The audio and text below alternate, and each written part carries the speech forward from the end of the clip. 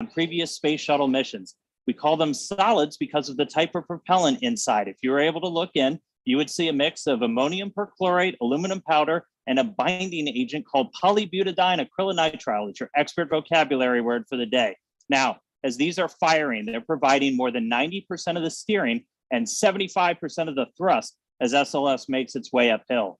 And those are attached to the core stage, 212 feet tall, 5 major sections. We're going to start at the fun part down here on the bottom. 4 RS-25 engines, again, derived from those that flew the space shuttle. In addition, we have this core engine section here where we have all of their necessary plumbing, also the connection points where we're feeding the propellants into the core stage itself.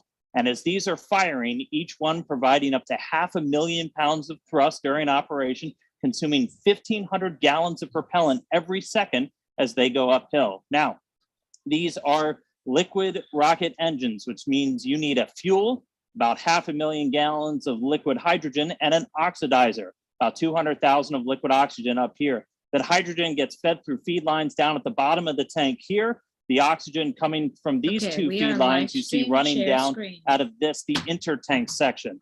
The intertank also has the upper attachment points for the solid rocket boosters. The bottom attaches down here at the engine block. Yep. Now, all the way up top, we have the forward skirt. It's where you have your core avionics, your brains for flying SLS, as well as connections to the mobile launcher and some antennas. And if we zoom in, why does it look all bumpy? We have a spray-on insulation on the core stage. These propellants are stored at cryogenic temperatures, hundreds of degrees below 0 Fahrenheit.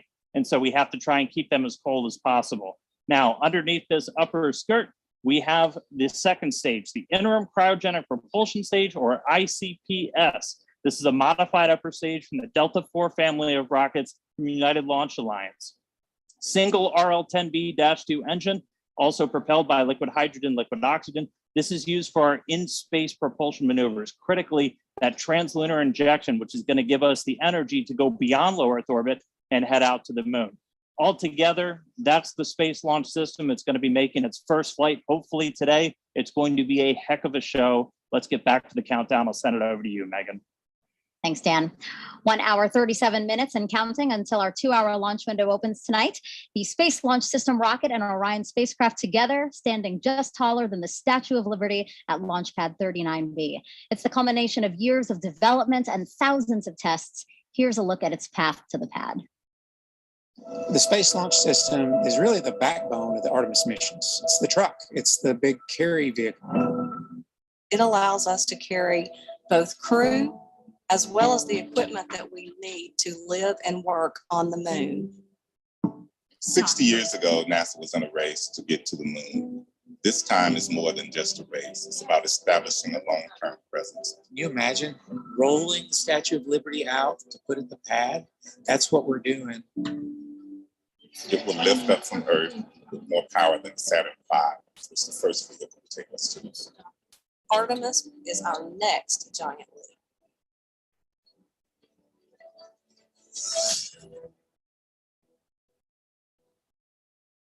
The difference between the Apollo program and the Artemis program is really the focus on sustainability and using the moon as an outpost for further exploration.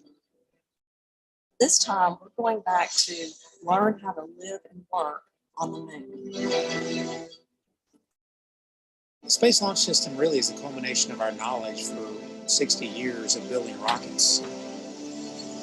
We started by looking at over 1,700 different potential components that would go into the rocket. And by looking at the way we could reuse some of the most reliable equipment that was flown on the shuttle. We took those and we put them together into a system that had enough energy to make sense to do the mission that we've been asked to do.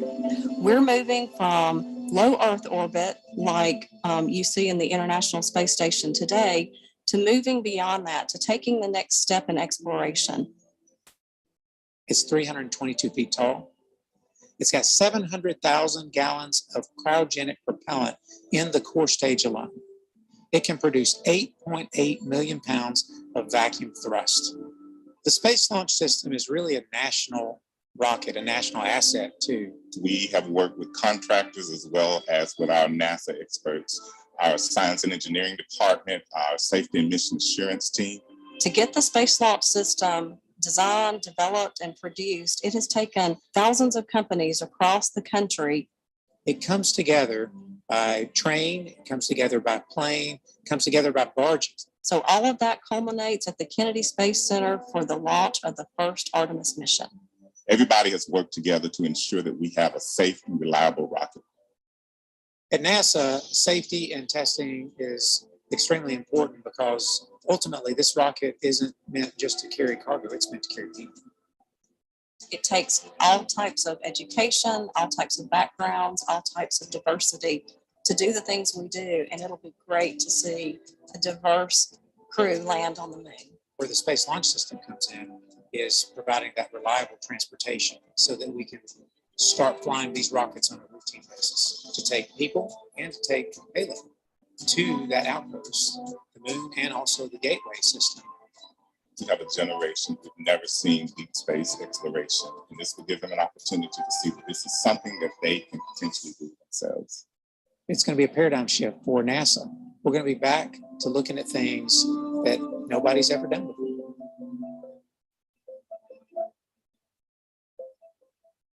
A lot to look forward to, and it all begins with launch. Afterwards, our friends at Johnson Space Center in Houston will control Orion once it's on its way to the moon. Let's get an update of operations there with NASA's Leah Cheshire. Thanks, Megan, and welcome to Mission Control Houston, home of the red, white, and blue flight control rooms.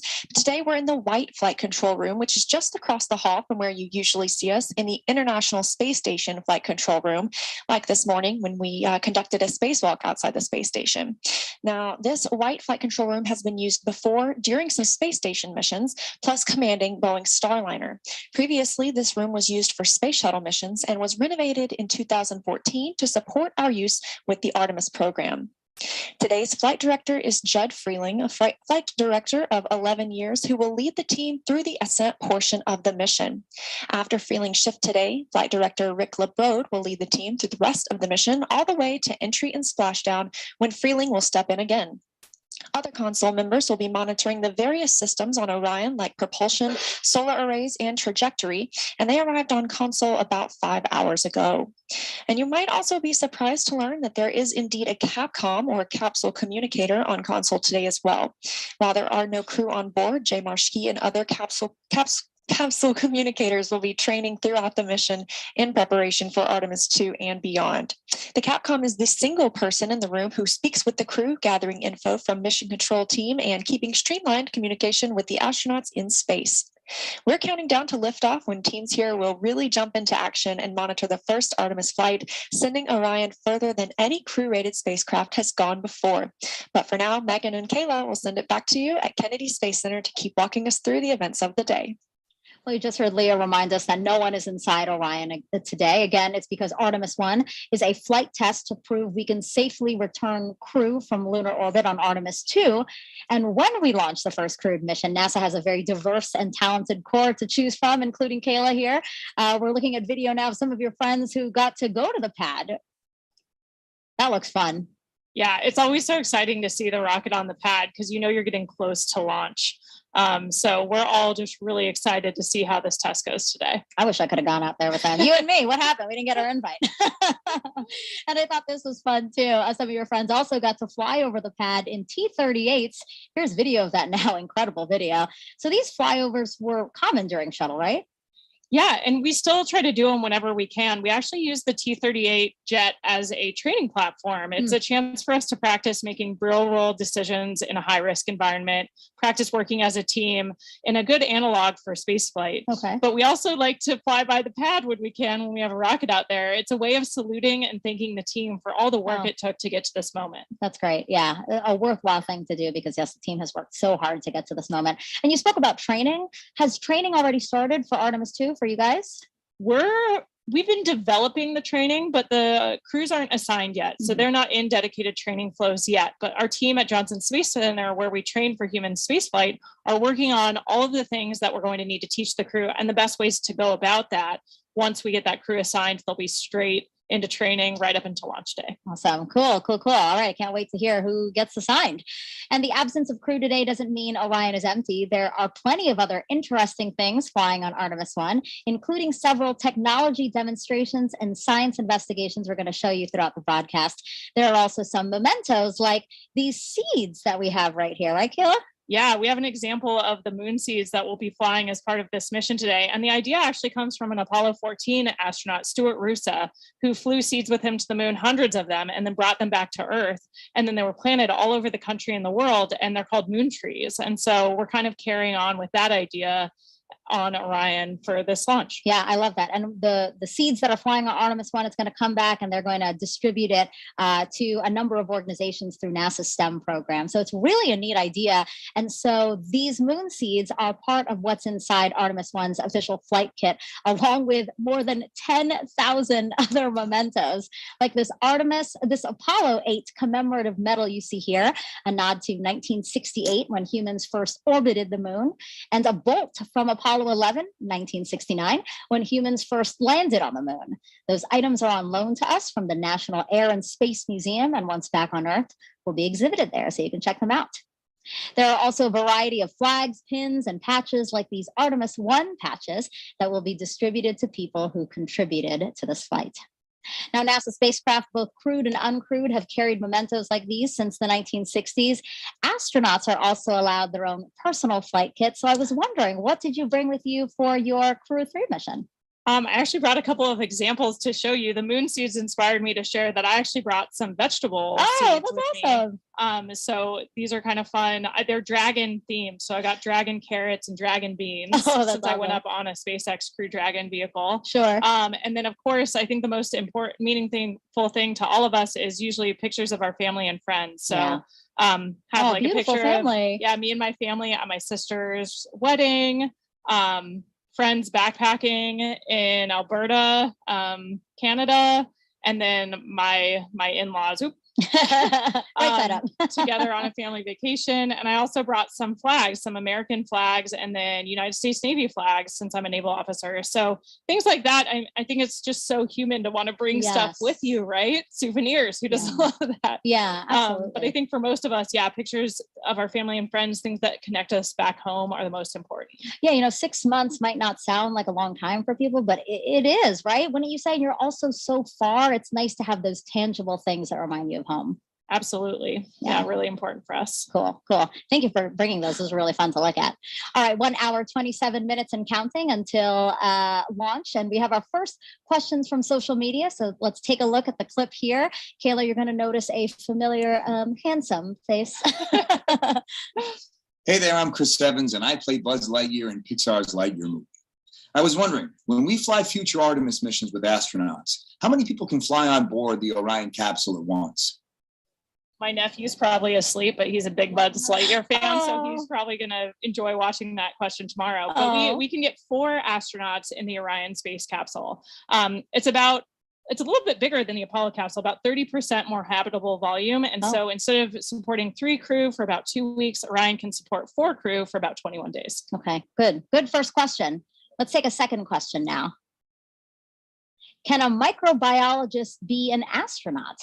Absolutely. And we already have microbiologists who are astronauts, like my training classmate, Zena Cardman. We hire people from all sorts of different backgrounds. All you have to do is have a STEM degree. Beyond that, you can come from any pathway. So some of us are military astronauts like me, either aviation or I'm a submariner, but we have a ton of people from different scientific and engineering communities, including microbiologists. Yeah, I love that it's so diverse, because I think diversity really adds to what you guys can do. Yeah, and those unique perspectives, I think, make us stronger as a team whenever we're tackling a new problem. Having people with different, not only academic backgrounds, but all of these scientists, a lot of them have different field experience. So like Zena worked in some really extreme environments in Antarctica, in caves, doing a lot of her research. So it's not that different than what we're hoping to do at the South Pole of the moon. So these perspectives are really important for us to form the best team that we can. Yeah, that's interesting. All right, I think we have time for one more question. So why don't we pull one up? What is the coolest part about Artemis to you? I mean, I think I can't even quite get my head around how it might feel for the crew to orbit the moon on Artemis 2 and see it up close. And then, of course, on Artemis 3 to actually land on the moon and conduct a moonwalk. It's just going to be incredible to have that view back of our home planet. And so just the thought of sending human beings back to the moon, it's just super exciting for all of us. I honestly didn't know how you're going to answer that, because there is so many things to look forward to pinpoint, the thing that you're most excited about. I thought that was going to be a hard question, actually. All right. So great questions. Keep them coming using hashtag Artemis wherever you're watching this broadcast, and keep sending those moon inspired content too. Again, that's hashtag NASA Moon Snap. And we're going to show some of them later in the broadcast. Okay, 1 hour, 24 minutes and counting until hopefully liftoff of Artemis 1. And it's time for another update with NASA's Daryl Nail, who's with the launch team as they were monitoring a leak.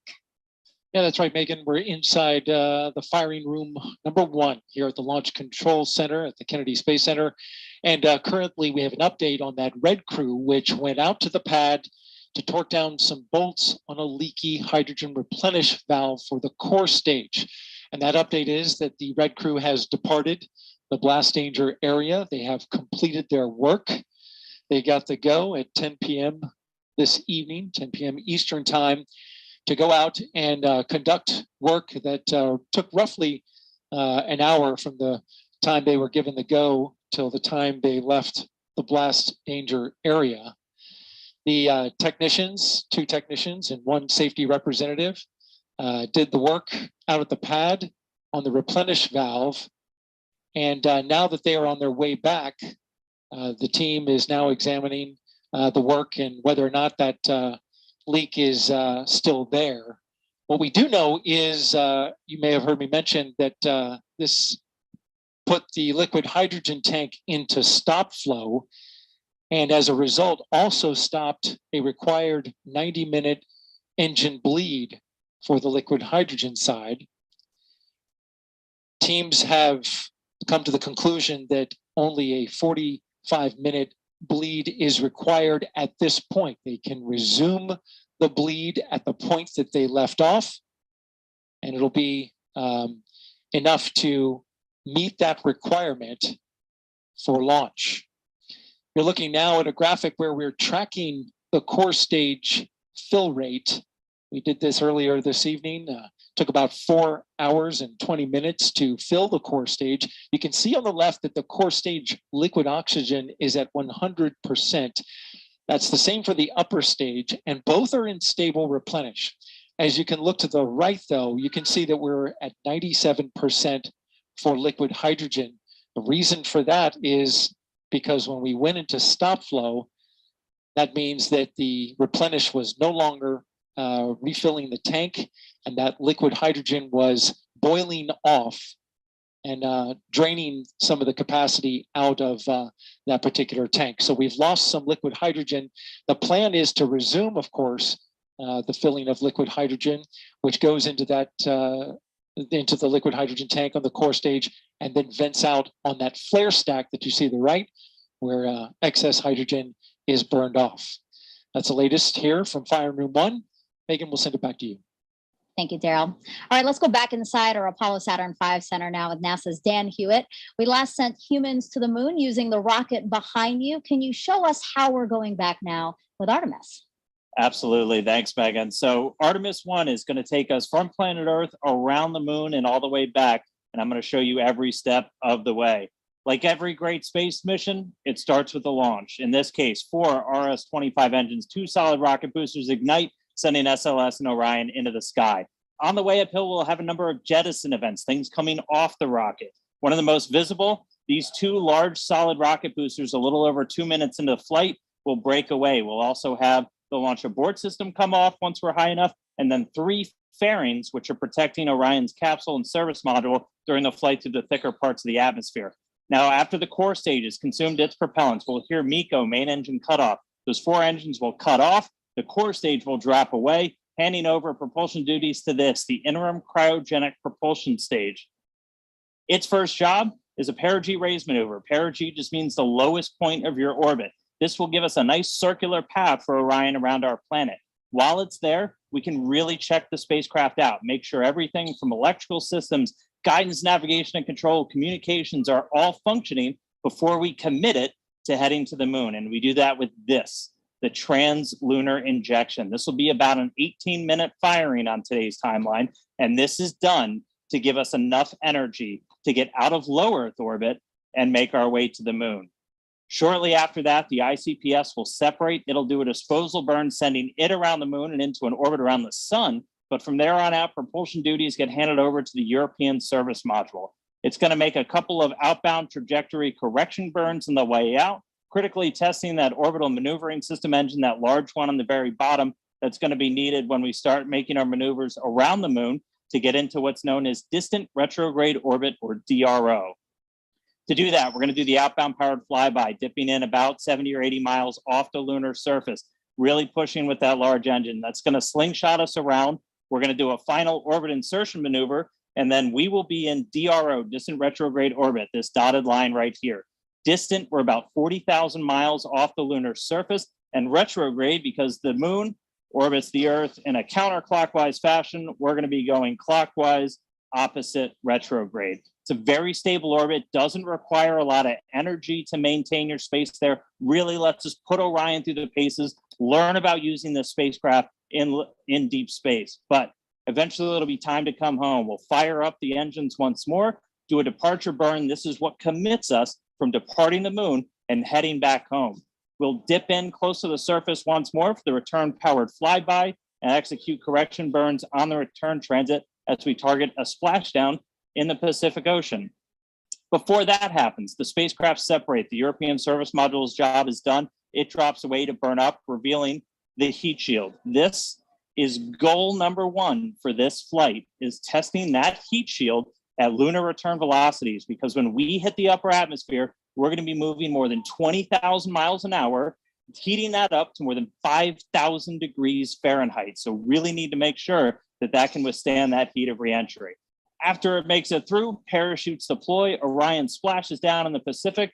A Navy ship and other recovery assets are standing by to pick it up out of the water and bring it into the first mission in the Artemis program. So that's all still going to unfold. It all starts with launch today, though. So let's get back to the countdown. Over to you, Megan. Our return to the moon would not be possible without our partners across the country and the world. So joining us now is Frank Davina, head of ESA's European Astronaut Center. Good evening to you. Good evening. Well, so I want to ask you, talk to me about Airbus and how that company and ESA contributed to the Orion spacecraft.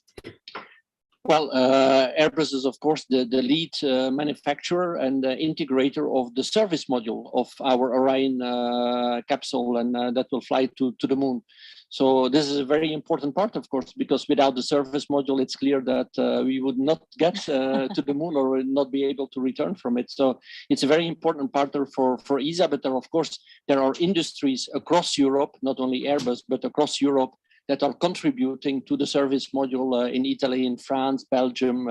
Really, it's a really European project. Yeah. Frank, we've been close partners, NASA and the European Space Agency, for decades now, and partnering on things like the space station, scientific exploration, and of course, commercial crew missions. Matthias Maurer, ESA astronaut extraordinaire, was on my crew 3. Can you tell us a little bit more about what makes these partnerships so important? Well, it's important, these partnerships, because we want to do sustainable exploration of the moon. We want to explore space on a sustainable way. And I think partnerships in that sense are essential. One nation alone, could they do it? The US maybe, yes. Europe certainly could not participate to a lunar program by themselves, or could not do it by themselves. But I think if we do it as a partnership, we can go a lot further. We can do a lot more. We can leverage technologies. We can leverage talent in all these countries across the globe that can really push the partnership forward. So looking ahead to future Artemis missions, we're going to have ESA astronauts on board those. Have you guys begun preparing for that, training, anything like that? We have actually started preparing already for lunar missions, surface missions. We have a program called Pangaea in ESA, which is basically, there are NASA astronauts participating in those trainings. Stephanie was just over with us just 1 week ago, doing field trips. And we are actually starting to prepare to see also which technologies do we need to use that we can at the best possible way do science on the moon, because of course we just do not go there to walk around or do two things. We want to do real science, we want to do discoveries, we want to live there for a sustainable way. So which technologies do we need? And that we are actually starting already in the European Astronaut Center. We actually started already more than 5 years ago, developing this training program. So yes, we are involved again together with our NASA colleagues and colleagues from the international partners to start preparing crew to really do sustainable surface exploration of the moon. Yeah. And you guys are doing more than just crew, right? You guys are contributing to the Artemis programs in other ways? We are contributing to the Artemis program in many ways. Of course, the service module that we will see launching here hopefully today is the biggest part today. But we are looking into a lot of other capabilities. First of all, there is the gateway. That will be a real element to enable the sustainable exploration of the moon. We have the communication system on the gateway. We have the IHAP, the habitation module. We have ESPRIT, which is a refueling module, which is essential if you want to sustain the gateway there for a longer period of time. Of course, you need to be able to refuel the system. So these are essential elements, again, that ESA is providing. We're also providing small technology experiments. Radiation, for example, will be very important. We are looking in crew exercise device for the gateway. We are looking into medical systems. So these are also small components, but for the crew that are very important because we need to keep the crew healthy there, of course. You're a great partner. You have so much that you're contributing. We really appreciate it. We have a lot that we can contribute. And, Thank you. And of course, in this ministerial, because we have now our ministerial conference coming up next week, where the big decisions are going to be made for the next decade. And there we will propose a European lander that will bring logistics to the moon. And this logistics capability that will be a big part of the integrated Artemis program will allow us to have European astronauts actually walking on the moon. So that is really interesting for us. Wow, Frank, thank you so much. And we continue to look forward to the contributions that we can make together with this partnership. Thank you so much. Thank you for having me. And good morning to the viewers in Europe. Thank you so much. All right. And speaking of viewers, we have a ton of people out here along the space coast of Florida watching today's launch. So let's head on over to NASA's Leah Martin. She's over at the visitor center with a whole bunch of excited people. Oh my goodness, Megan. You know, this normally is a time of night that people are winding down and getting ready for bed, but there is not a single person here who has sleep on their mind. Everybody is so excited on the edge of their seat, trading stories, talking about previous launches and being excited for this one. And I'm actually joined here by 3 women who are thrilled to come out and watch tonight's launch. What does it mean to be out here and see this historic launch tonight? It's an amazing moment. I grew up on the Space Coast watching launches. And so to be out here tonight, it's incredible. It's an amazing feeling to be out with all of these people celebrating. And we're super excited to be here. And Isabel, I know that you said that you have been having your eyes on this launch. You've been watching on the previous attempts. What does it mean for you to be here tonight? Well, yeah, this is our 3rd attempt here. We were here for the 1st and 2nd here at Banana Creek. So we're really excited. The energy out here is electrifying and we can't wait to see this thing go off. Now, this is the first of a series of missions that are becoming increasingly more complex. What are you most excited about for the Artemis missions? Yeah, I am so excited to be here. I just feel so honored because, as you know, this isn't just a momentous launch for humanity as a whole. It's so important for gender and cultural minorities across the globe because Artemis is landing the first woman and the first person of color on the surface of the moon. This is this generation's Apollo. And so all of the people who didn't have the opportunity to live through Apollo and be inspired by that have the opportunity today to witness it. And I'm just so grateful to be here. I can't wait to see the positive impact. One more question. This is going to be something that you guys, I'm sure, will remember for your entire lives. How are you marking this? Do you have any special plans of capturing these memories and being able to pass them on to people in your life?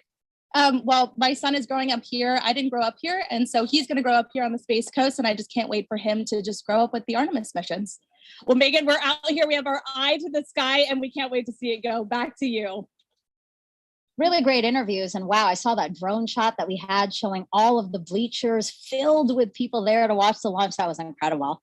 If you're just joining us, welcome to NASA's live launch coverage of Artemis-1, our return to the moon in almost 50 years. I'm NASA's Megan Cruz, and this is NASA astronaut Kayla Barron, who flew on NASA's SpaceX Crew 3 mission and returned home earlier this year after living and working on the International Space Station for about 6 months. I got to ask you, how was that experience?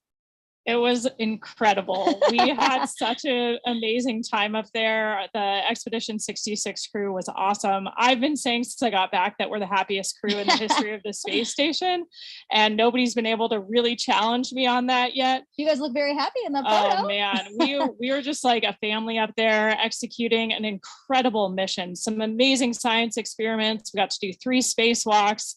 It was just, you couldn't have planned a perfect first mission for me, Matthias, and Raja, and of course our veterans up there, Mark and Tom. It was amazing. We had an incredible time. Yeah. Wow. Look at that photo of you in the cupola. That is amazing.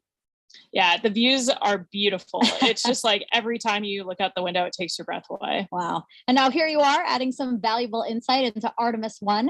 This is our 3rd opportunity to launch NASA's brand new Space Launch System rocket and Orion spacecraft. This is an uncrewed flight test to pave the way for future crewed missions, starting with Artemis-2. And Kayla, you could be chosen to fly on some of those future missions. How does that make you feel?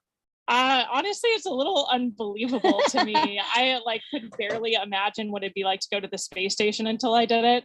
And just thinking about what it would be like to look back at the Earth from orbit around the moon or even standing on the moon kind of blows my mind. Wow. So yeah, it's hard to even imagine that that's true, but it's a really special time to be at NASA, and an even more special time to be in the astronaut office. Yeah, that's a beautiful picture of you seeing the moon, right?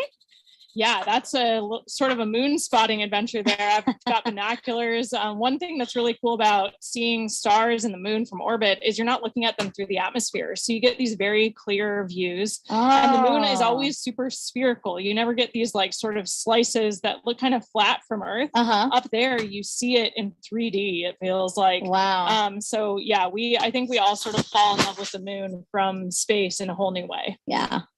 Well, today's launch attempt comes amid a very busy year for us at NASA. Some of the highlights include 2 more commercial crew launches with SpaceX, Crew 4 in April, you're seeing there, and Crew 5 last month. In May, NASA and Boeing flew OFT-2, the 2nd uncrewed flight test of the Starliner capsule. The goal is to certify the capsule for regular flights to the International Space Station after a crewed flight test next year. In July, we released the first images captured by our James Webb Space Telescope, and wow, they are magnificent. Pictures like these could help us answer some of astronomy's biggest questions about how our universe began. And then in September, we intentionally slammed the DART spacecraft into asteroid Dimorphos and successfully changed its course. The asteroid wasn't headed for Earth, that's important to say, but the test was to show that we could defend our planet if needed. And recently, 2 other missions that benefit the Artemis program. Last week, we tested a new inflatable heat shield that could help us eventually land humans on Mars. And just 2 days ago, Capstone arrived at its intended orbit around the moon. The small satellite launched from New Zealand in June and will now test the unique lunar orbit for a future space station there. You heard us talk about it, Gateway. Now, Kayla, what do you think about all that NASA is accomplishing? I mean, those are all just amazing examples of why it's such a cool time to be part of human spaceflight and the larger space program. We're learning so much, not only about our home planet, but our galaxy and the universe. Like those James Webb images just capture my imagination every time they release a new set. Yes. And so we have a lot going on and a lot to be excited about right now. I hope people are following along for it because it is truly great. And we want people to share along with that. So, all right, 1 hour, 6 minutes and counting from liftoff of Artemis-1. Let's head back to the Launch Control Center with Daryl Nail. Yeah, thanks, Megan. And so we get an update for you now. The Red Crew, of course, completed its work on torquing down the bolts for that replenish valve on the core stage hydrogen side. And now we are back in replenish for core stage hydrogen, which is good news. The team now looking to work on that upper stage. And we understand for the update to the NASA test director, they just informed the NTD that they can start getting back the flow on the upper stage as well. It went into a stop flow roughly around 10 p.m. Eastern time after a leak was detected. You can see the core stage status there. The liquid oxygen side is in stable replenish, both for the core stage and the upper stage of the rocket. Over on the right side, you can see we've lost some hydrogen since going into a stop flow that allowed some liquid hydrogen to boil off during about an hour or so while a red crew was sent out to the launch pad to make repairs. Now, the hydrogen bleed for the engines was reestablished, and it looks like the team is back on track to recover that after a stop flow halted the bleed. They are required to bleed that liquid hydrogen through the RS-25 engines for 90 minutes, but they're picking up where they left off, and that appears to be on track. In the meantime, we've had an update from the range. The range has informed the NASA test director that currently, at the moment, if we were to launch now, they are no-go due to the loss of signal on a radar site. That's currently being worked right now. Again, the range advising the NASA test director that they are no-go. The range is not clear for launch until they remedy that issue on their radar site. And so we're also tracking that. In the meantime, we started this at 3:23 p.m. Eastern time, got the core stage tanked in about 4 hours and 23 minutes, and now looking to get everything back on track to try to make that launch window at 1:04 a.m. Eastern time, which has a 2-hour window associated with it, all the way to 3 a.m. Eastern time. That's the latest from the firing room. Megan, back to you. Thank you, Daryl. Now, there may not be astronauts aboard the Orion spacecraft for this flight test, but there are some passengers there with very important missions. Inside the Orion spacecraft, as we fly around the moon, we have some cool experiments going on to help us understand what the environment is like.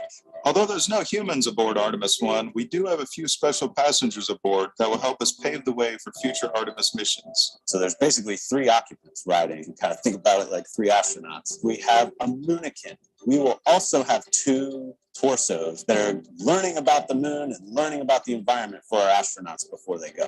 We have a mannequin on Artemis-1. We call him our moonican for short. That moonican is called Commander Moonican Campos. The name is actually in homage to Arturo Campos, who was an important person who helped bring the Apollo 13 capsule home.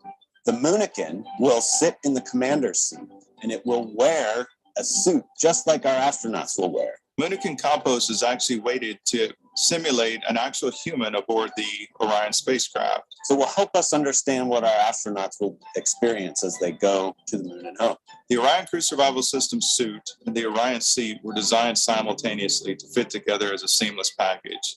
The actual design of the suit was built into the Orion seat such that when they're in the suit, in the seat, is a true cocoon of protection for them. During this test flight, the seat will actually be instrumented with accelerometers. Sensors that tell us how much the chair is shaking during launch and re-entry and how many G-forces or gravitational forces it experiences. We expect Commander Moonican Campos to have a very exciting ride on his way to orbit. The thrill of launch, the experience of weightlessness, the excitement of landing. What we learn on Artemis-1 with our mannequins assistants will help us better understand how a human will actually behave in the seat, both for landing and for launch to allow us to ensure their safety. In addition to the moonican, we'll have 2 seats that have basically what's like a human dummy, an upper torso that are detecting how much radiation they're experiencing. It's called the Matryoshka Astrorad Radiation Experiment, MARE. MARE is an international collaboration with German Aerospace Center, DLR, and with Israel Space Agency. The MARE experiment consists of 2 anthropomorphic phantoms called Helga and Zohar that are simulating a female body in a space radiation environment. One of those will be wearing a safety vest, the Astrorad radiation vest, that we hope will help protect our astronauts from radiation. Each one of the 2 phantoms will be equipped with about 20 battery-operated radiation instruments. So between the 2, we'll be able to determine how well we can protect our astronauts from radiation events. Space radiation is a mix of high energy, heavy charge particles that originate from the sun. To put things in perspective, 1 year of Earth exposure to cosmic rays is equivalent with 1 day of space radiation exposure in deep space. The purpose of the MARA experiment is to learn more about the radiation exposure as well as the biological effects of different organs. So basically, it's like we have 3 occupants inside Orion that are learning about the moon and learning about the environment for our astronauts before they go. Going back to the moon with new exploration goals and new technologies will help us gain better understanding of the challenges we encounter with deep space exploration. We will have to develop new technology and solutions to meet really difficult challenges. But that's what NASA does. That's what Artemis is all about. And we have one more passenger to tell you about. It's everyone's favorite beagle that's had a special connection with NASA ever since Apollo. Artemis is NASA's plan to go back to the moon, and Snoopy is to be the zero gravity indicator. A zero-G or zero gravity indicator demonstrates the moment that the crew in the spacecraft reach weightlessness. Snoopy is about to take his first trip around the moon. The relationship with NASA and Snoopy goes back about 50 years since the Apollo days. He was the face of the safety campaign, the icon for NASA's culture of safety and mission success. So NASA and Peanuts have a Space Act agreement, and we collaborate together on STEM content. And we really were excited when it was decided that Snoopy would be the zero gravity indicator on Artemis 1. We wanted to go all out, so we created a custom Snoopy. And the spacesuit is actually made out of material worn by the NASA astronauts. Everything was done with extreme detail. They cut patterns for his suit, even how his collar worked and how the NASA Meatball logo looked. We're very excited. I'm personally very excited. I can't contain the excitement I am feeling about this day. Snoopy is going farther in space than he's ever been before. This is the day that we've all been waiting for. It's fantastic. And we snapped this picture of Snoopy and Orion. He's comfortable and ready for his journey to the moon. Lucky for us that Snoopy has this twin that's staying here on Earth. That way we can take a closer look at how cute he is. And this orange suit, I mean, it is amazing. It's actually the same material that would be worn by Artemis astronauts, right? Yeah, you know, the suits we'll be wearing in Artemis ultimately are an update of the suits that the shuttle crews wore. They're this iconic orange color. And we've updated them, though, with new technologies and also new crew capabilities so that they can best protect the crew and our return to the moon. I actually got to work with that suit team before my assignment. Cool. And so the suit's kind of near and dear to my heart. Yeah, I think we have a picture of you wearing the suit as part of when you were helping to design it, right? Yeah, so I was a representation from the crew office, from the astronaut office to the engineering team that's working on putting the suit together. So I got the chance to wear it for some of the early testing. And it is an amazing suit and it'll protect us while we're in the vehicle. Cool. So what was your zero-G indicator? Yeah, like the video mentioned, we always choose stuffed animals. So we actually had a turtle. We named her Fowl, which is German for peacock. And we chose that because Raj and I are from the turtle training class. So we thought it would be fun to have a sea turtle as our zero-G indicator. But we wanted to have a nod to Matthias, who is a German astronaut, so that's what we gave her a German name, and Tom, who's from the peacock class. So she's peacock colored and it kind of works for everybody. I was about to ask, I was like, wait, why is it German for peacock, but it's a turtle? Yeah, exactly. Now I get it. Was, diplomacy, crew diplomacy. No, I get it. So we had turtle, we have Snoopy here. Why is it always toys? I think the tradition goes back to crews taking stuffed animals from their children and sometimes flying the stuffed animals of their kids. That still happens to this day when a crew selects a zero-G indicator, but they're convenient because they're nice and soft. So if you're going to allow something to bounce around in the capsule, you want to make sure that it won't hurt the crew or any of the equipment. And they're cute. I mean, Yeah, come on. who doesn't want a Makes you mascot? smile. Yeah. Absolutely. Well, NASA's workforce has changed over the last 50 years. For Artemis 1 today, women make up 30% of the launch team. But when we first stepped on the moon with Apollo 11 in 1969, take a look at this picture here. You see this woman highlighted near the center there? That's going to be Joanne Morgan, and she was the only woman in the firing room. She now has a special message for the Artemis generation. Hello, I'm Joanne Morgan, and I am so excited for Artemis 1. This flight test will bring new knowledge to people on Earth, and I'm thrilled to see such a diverse team at the LCC making it happen. Firing Room 1 is a different sight today than when I was on console for Apollo 11. I was totally focused on doing my job and never thought about being the only woman in the room. Today, women at NASA are center directors and launch and flight directors and have substantial roles in engineering, science, and technical areas. This is so important for a new generation, the Artemis generation, to see how individuals are leaders and contributors to the mission, and for youth across America and the planet to see this as well.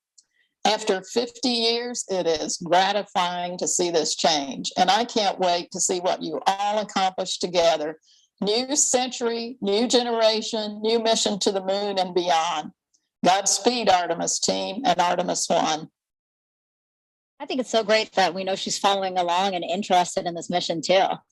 Yeah, it's so awesome to see the women who have come before us at NASA and paved the way for a much more diverse team to contribute to these amazing missions. Yeah. And speaking of women breaking the mold, before serving as a NASA astronaut, I know you were a naval officer and a member of the first class of women commissioned to the submarine community. How amazing is that? I mean, what would you say as you look at these pictures? What would you say to women, young girls who might be thinking, hey, I might want to join a predominantly male field? Yeah, I was just really lucky to be in the right place at the right time. I was a senior at the Naval Academy when they announced that they were going to change the policy and allow us to serve aboard submarines.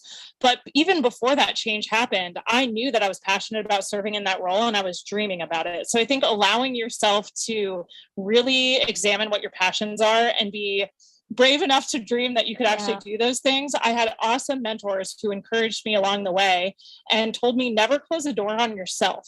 You always want to put yourself in the roles you're most passionate about, especially if you're going to challenge yourself. Doing something you love that's hard is so much better than doing something that you're not as well suited to. So I was just lucky I had some awesome leaders in my life who encouraged me to be brave enough to dream so that when those opportunities presented themselves, I was ready to take them on. Yeah, no, that's great. Having mentors is always so important because yes, sometimes you don't know what path to take, especially if you're blazing your own. So it's always so nice to have somebody to talk through some of that. Absolutely. 52 minutes until the opening of the 2-hour window for Artemis 1 today. Once it soars off the launch pad, our colleagues over in Houston will take over. Leah, how are things looking in mission control right now?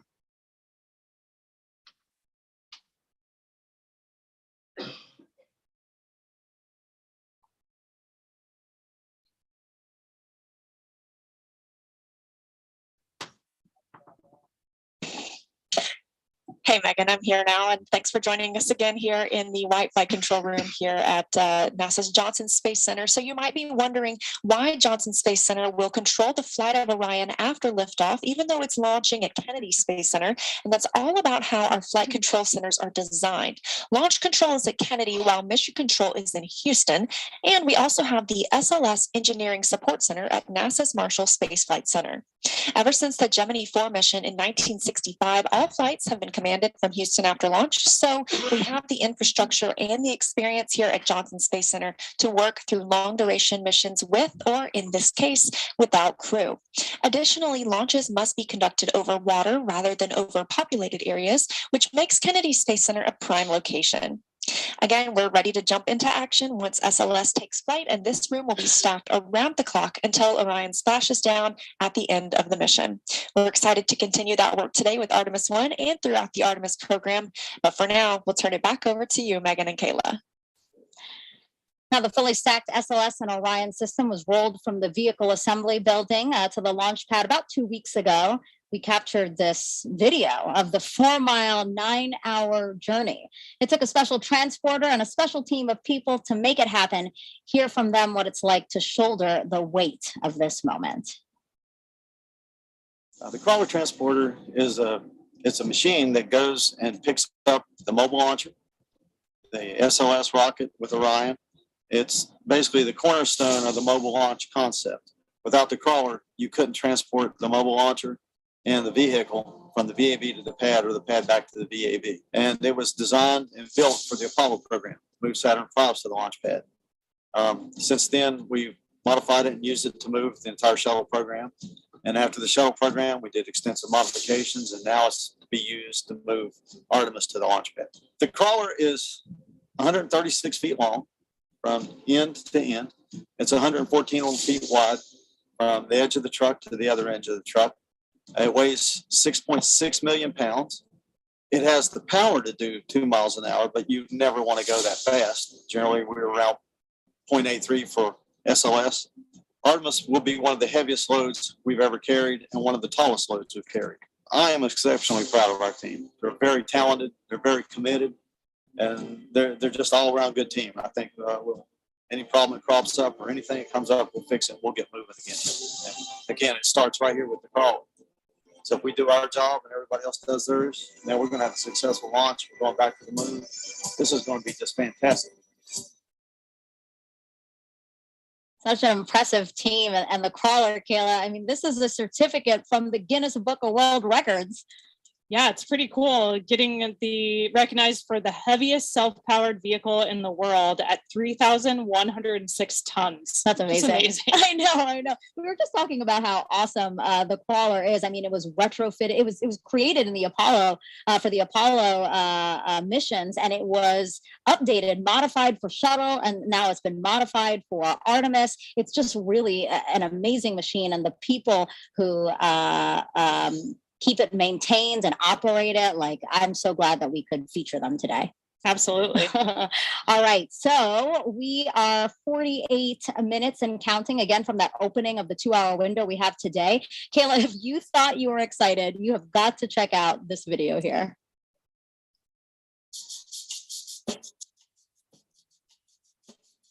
This is really cool. We got some children that are on a bus, and they're going to come here to the vehicle assembly building, and the administrator and I are going to jump on the bus and surprise them. We're going to give them the opportunity to come in and go up the elevator with the rocket.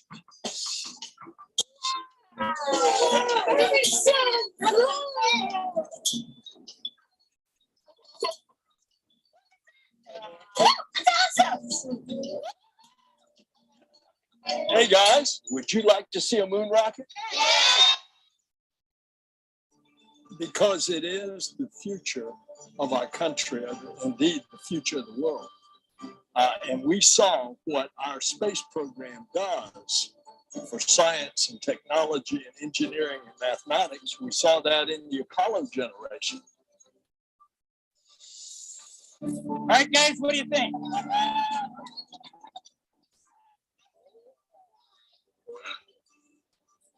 What I hope to achieve today is inspiring a new generation. I mean, the more people that we can get to see up close and personal this rocket, it's awe-inspiring. And I cannot wait till the launch. When America sees our rocket actually launch on a test flight to the moon, it's just going to spark a whole new push for what we are doing. Best day of my whole life ever. It's going to be incredible. It was a dream come true. It's definitely going to the moon. I think it's really amazing. I was actually really excited because I've never seen a rocket like this close up. Now we have the Artemis generation. This is a new generation of us going back to the moon to learn and live, and then we're going to Mars. I told you they were so excited. They're so cute. Their faces. It was amazing. I think my face looked pretty similar the first time I walked into the VAB and looked up at that rocket. I mean, the building is huge, and standing at the base of the rocket just takes your breath away. The scale of it, 322 feet, especially stacked on its end like that, is just amazing. So I almost relived my first time in the VAB through their eyes.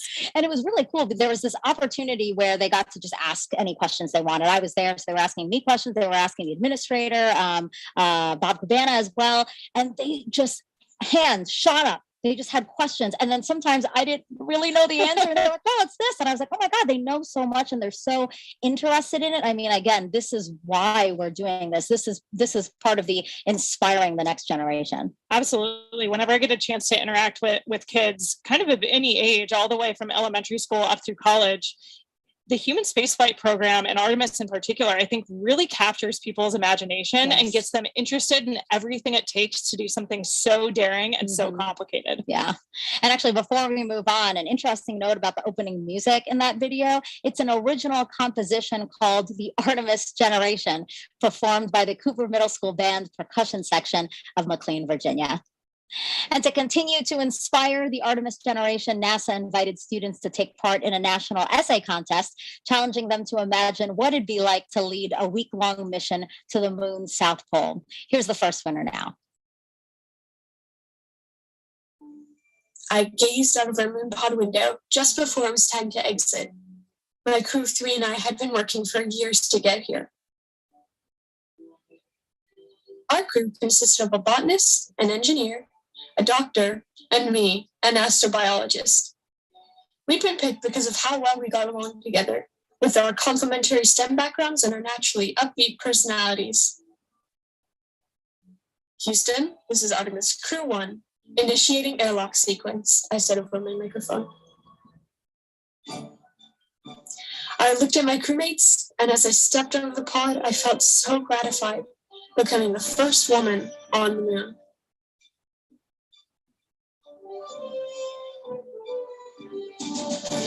Our purpose was to set up a moon habitat containing the 4 things needed to keep a crew safe: oxygen and clean water, a waste disposal system, the veggie project for food, and a protective outside shell made of regolith and mycelium.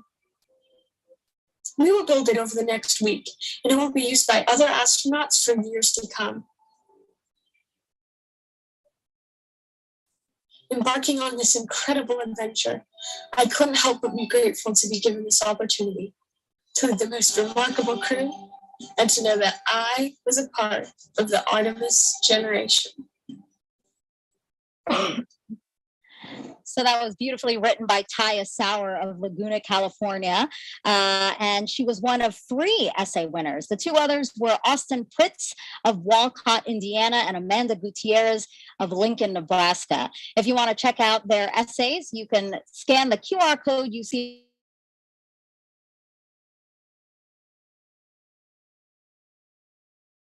Check out the other 2, again, by scanning this QR code. So right now you're looking live at right outside of Kennedy Space Center's visitor complex. We have plenty of bleachers set out to accommodate, as you can see, a lot of guests that are hoping to see the launch today. So why don't we go in there and check back in with NASA's Leo Martin. Hi, Megan. Yeah, this place is filling up. You can feel the excitement, people chattering, people sharing stories, people talking. And, we just heard about those Artemis Moonpod essay winners who are part of the Artemis generation. Also joining me tonight from the Artemis generation, we have 2 students who were actually able to come down and visit at Kennedy Space Center to watch this launch live tonight. I'm joined here by Denham and Allison. How does it feel to be here tonight? Really, when I first found out, I was really nervous. I didn't really know what to expect. Like, we really just looked at each other and we kind of screamed. Just out of excitement? Yeah. How did you feel? Honestly, it was like amazing. It was surreal. Like that we have this opportunity out of so many people who applied for this. It was like outstanding. And you guys actually got to take a tour of Kennedy Space Center a little bit earlier this week. What was something that you got to see that was just really outstanding? I think it was the shuttle experience, like how it is when the rocket ship goes on up with people in it. It was honestly really fun doing it and learning like how they feel at the moment. And Denham, what do you think it will be like to watch the world's most powerful rocket launch tonight from just across the river? Well, really, I don't really know what to expect because I've never really done this before, but I feel like it would really be outstanding. I might shed a little tear, but I don't really know. Like, I'm really excited to be here, and it's amazing. Like, it is amazing, and I don't think you're going to be the only one shedding tears tonight. Megan, we're super excited. Eyes on Artemis, and we're ready to see the launch. Thanks so much, guys. Okay, are you ready for more questions from social media? We're getting them in. Always. All right, let's take a look at the screen now. We have another celebrity question. Hey, I'm Kiki Palmer, and I play Izzy Hawthorne in Pixar's Lightyear, and I can't wait to see Artemis 1 launch today. How will going back to the moon pave the way to Mars?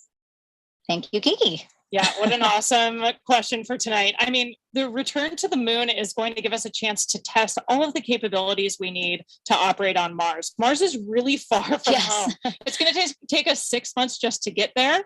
And that's with ideal planetary alignment and expected advances in propulsion technology. Then we'll spend about a year plus on the surface before it's 6 months home. And so the moon is a lot closer. We can get there in 3 days. The communications delay is a lot shorter. And so we can really test our operational concepts a lot closer to home. The moon's super far away. It's 250,000 miles, but that's way closer than Mars. So it's going to give us a chance to test all of our technologies so that we know what we need to develop in order to take that next step. Yeah, we call it the next giant step for a reason. Mars is very, very far, like you said. All right, let's take another question from social media. Kayla, what inspired you to be an astronaut? My journey was a little bit different than some of my colleagues. I didn't grow up specifically dreaming of becoming an astronaut. I don't know what the barrier was there. I was aware of and inspired by the space program, but I never allowed myself to dream of becoming an astronaut until I had served on a submarine, actually. I think that operational experience that's so similar to what we do in the space program, if you think about it, we're sending humans to live, work, and do something of importance in a place where people aren't supposed to be, the depths of the ocean or the vacuum of space. And so I think those experiences gave me the confidence to even dream that I could become an astronaut, and then inspired me to apply in the first place. And that doesn't deter you, again, like being in a place where, we're not supposed to be a confined space at that. Yeah, I think those parallels, I got a chance to meet an astronaut after serving on my submarine, Kay Heyer, who's also a Naval Academy graduate, class of 1981. And hearing about her experiences working on the space station really made me click. All of a sudden I said, the space station's a submarine in space. Yes. And it sounds silly, but I had never made that connection before. And once I did, I just couldn't stop dreaming about it. Oh, that's so cool. I love that your story isn't, the typical one, as you said. Okay, I think we have time for one more question. Is Snoopy ready and excited? Of course. I think like any crew member, Snoopy's been training for this moment. He knows what to expect in a nominal and an off-nominal launch and all the actions expected of him. So like any good crew member, he's ready to go. And he has his suit that's been tailored to him. It's especially made for him, the way that the astronaut suits are especially made for them. So yeah, I think he's ready. Yeah. Seeing the moon up close, he's ready to go. So keep those questions coming. Use that hashtag Artemis and tweet or drop them in the comments wherever you're watching this broadcast. And don't forget those NASA moon snaps, hashtag NASA moon snap for your moon inspired content. Okay, we are now 37 minutes from the opening of our 2-hour launch window today. Let's check back in with Daryl with the launch team. Yeah, we've had a couple of issues that the launch team has been working, and we have an update on both of those. First of all, is the leak, the liquid hydrogen leak in the replenish valve out at the mobile launcher. I understand from the launch team that leak has not recurred. The work that happened out at the pad is that the red crew, the work that they did out there remedied the leak. That's good news. And now the liquid hydrogen tank on the core stage is back in replenish at this moment. And the upper stage of the rocket, liquid hydrogen side, is in fast fill. You can see from the graphic there that we are back up to 100% over on the liquid hydrogen side on the right hand of the screen. On the left hand of the screen, you can see we have been in stable replenish for liquid oxygen. Now, with regards to the range, they reported that they had an issue to the NASA test director with their radar site.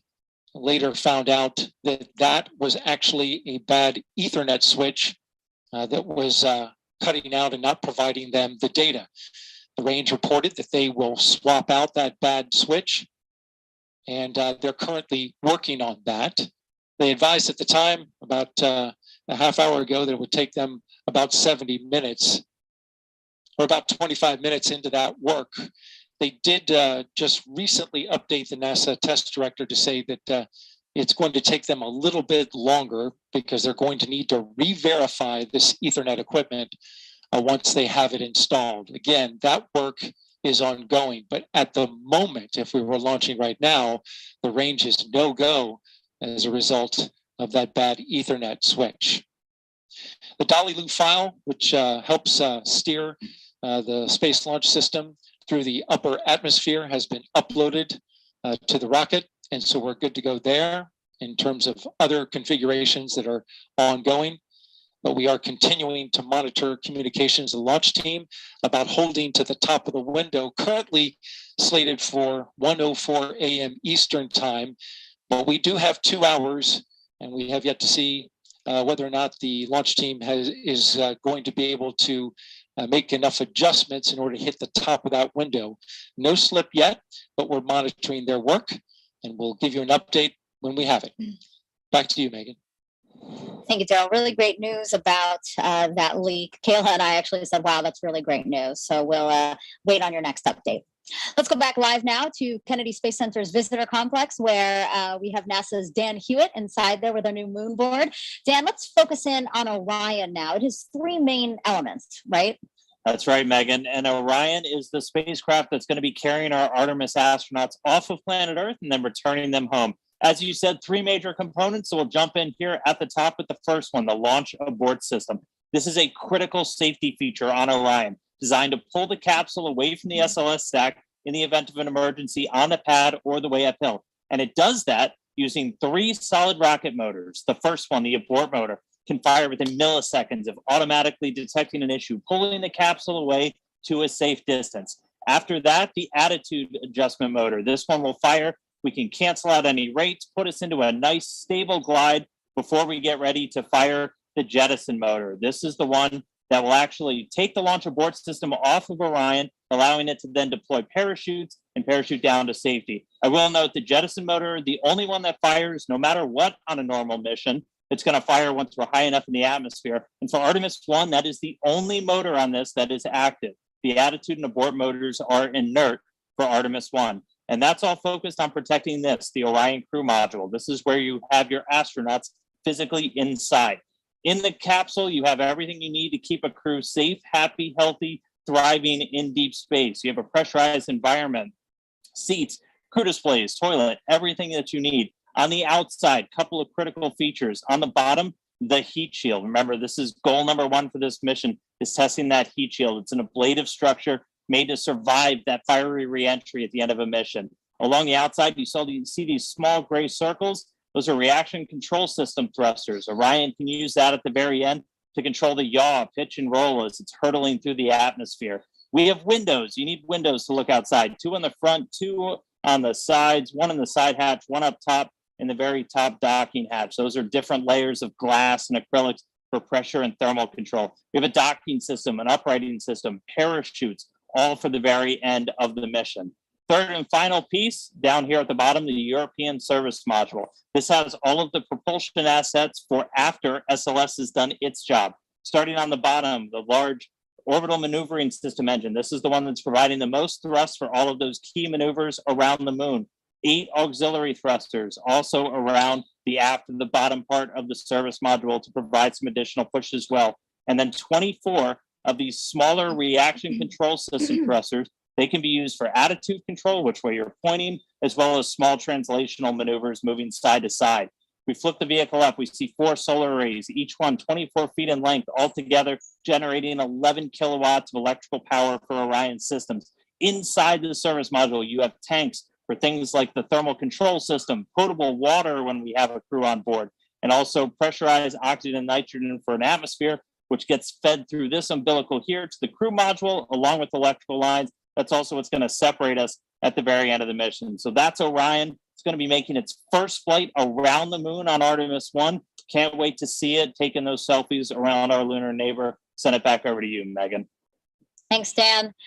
That last component Dan talked about, the European service module provided by the European Space Agency. Let's go to Jasmine for that. Thank you, Megan. We are back in Firing Room 2 at the Launch Control Center, and joining us now is Philippe Delou, ESA's program manager for the Orion European Service Module. You have quite the title there, big title for a big job, I'm sure. We are very glad to have you here, and we understand that the European Service Module is powering Orion that's going to send humanity farther than ever before. Philippe, how is it getting us there? Yeah, thank you. Good evening, everyone. So yes, the service module accommodates the propulsion system that contains among the tanks and the pressurization of the system, the engine, all the engines, 33 engines in total, among which the main engine, which is going to perform the burns to put Orion into the moon orbit and then back on the trajectory to return to Earth. The other engines are used for attitude correction during, attitude control and trajectory correction during the travel to the moon. In addition to the propulsion system, the service module generates the power and distributes the electricity to the crew module and the service module equipment so that they can operate. And the third function is the thermal control of the system. The service module accommodates radiators to reject the heat that is produced by all the equipment and the crew that will eventually be in the Orion. Finally, not on Artemis 1, but on future Artemis mission, it will have tanks to store the crew consumable, the water, the oxygen, and the nitrogen. Right. So we understand, too, that you are monitoring launch here in Firing Room 2 with us. And you also have a team. We're going to bring up a picture of that team right now, or a live look inside ESA's control room in the Netherlands. So can you tell us, what is your team working on today? Yes. Well, the ESA team is not only back in the Netherlands, it's one aspect, but we have also a significant team in the control room in Johnson, in the MER control room. And their role is to monitor the telemetry from the service module to make sure that all parameters are within their nominal behavior, that the operations are performed also nominally, and for sure identify if something goes wrong, if something goes not nominal. And if something non-nominal is identified, then they will have the role to support the NASA team to troubleshoot the anomaly and prepare the recommendation to be brought to the mission management team for a decision on how to operate the vehicle forward. Great. We're really glad to hear that your teams are monitoring here, Johnson in the Netherlands as well. And this has been a huge collaboration. There were 10 countries that contributed to the European Service Module. Can you tell me about that teamwork? Indeed, it was a real teamwork of about 60 companies across 10 European countries. Together with the prime contractor, we have selected the finest companies available in Europe to build a state-of-the-art equipment which is needed to go back to the moon with humans. Right, we're going back to the moon and farther even beyond. Thank you so much, Philippe. Really appreciate you being here tonight. You're welcome. Thank you very much. Of course, of course. Megan, back to you. Now it's time to check back in with Mission Control in Houston. Leah, how are things over there? Things are good over here at Johnson Space Center, which is just one part of an agency-wide effort with many NASA programs doing their part to make future missions a reality. When the first woman and first person of color travel to the moon, they'll be wearing a state-of-the-art launch and entry spacesuit called the Orion Crew Survival System. When they set foot on the moon, they'll be in another all-new next-gen suit, both being developed at the Johnson Space Center and through partnerships with commercial providers. During those spacewalks, astronauts will collect samples samples for further study of the moon. The Astromaterials Research and Exploration Science Division at JSC is preparing to receive rocks, soil, and ice collected from the moon's south pole, which has a unique crater impact history and ice deposits that have never been sampled. And leading the effort to advance capabilities for science, exploration, and commercial development of the moon is the Commercial Lunar Payload Services Initiative, or CLIPS. More than a dozen American companies are developing science investigations and tech demos. Additionally, we need a sustainable presence, a station in orbit to facilitate continuous lunar access and serve as a home base or a jumping off point for new deep space exploration missions. This is where Gateway comes in. It's a multi-purpose lunar space station being developed by a worldwide effort led out of JSC. NASA is again teaming up with international and commercial partners to create this essential component. Artemis and Gateway will enable NASA's Human Research Program to better understand how the human body adapts beyond low Earth orbit, ensuring future astronauts traveling to the moon and Mars have the tools to keep healthy and thrive in new environments.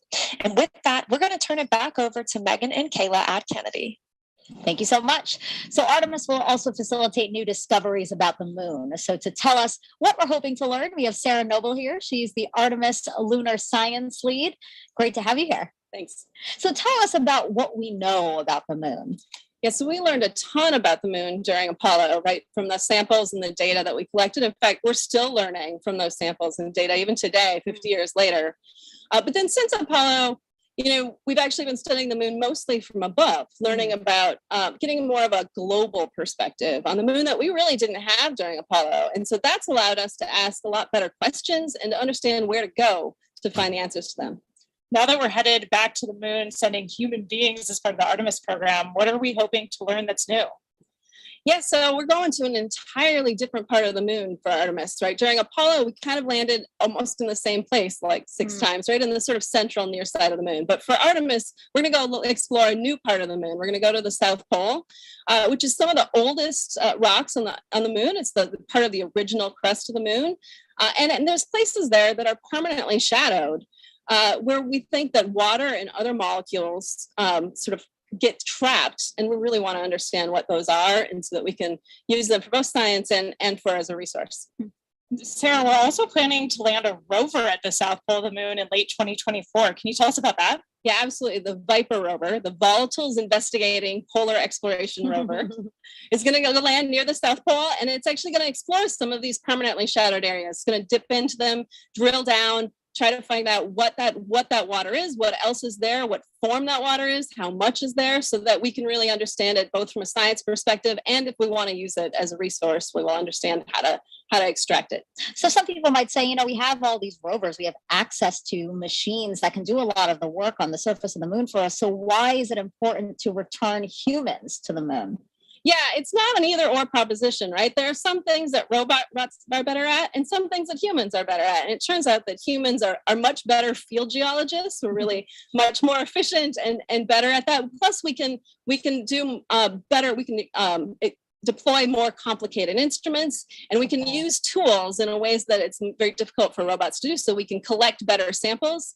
And one of the great things is that we can bring back a lot of samples, right? When we do robotic sample return, it's usually a very small amount. But if you look at what we brought back from Apollo, it's a large amount of samples that literally hundreds, probably maybe thousands of scientists have been able to study over the years and over generations. And that's a lot of brain power to put behind those samples. So again, that's how Artemis and Apollo are different. Now we're utilizing machines and people. That's right. To hopefully advance. Yeah. That's right. Perfect. Sarah, thank you so much for your time. Thanks for having me. So in honor of our destination, the moon, we asked you all to create moon-inspired content and share them with us using the hashtag NASA MoonSnap. We got so many wonderful submissions, so why don't we check them out now?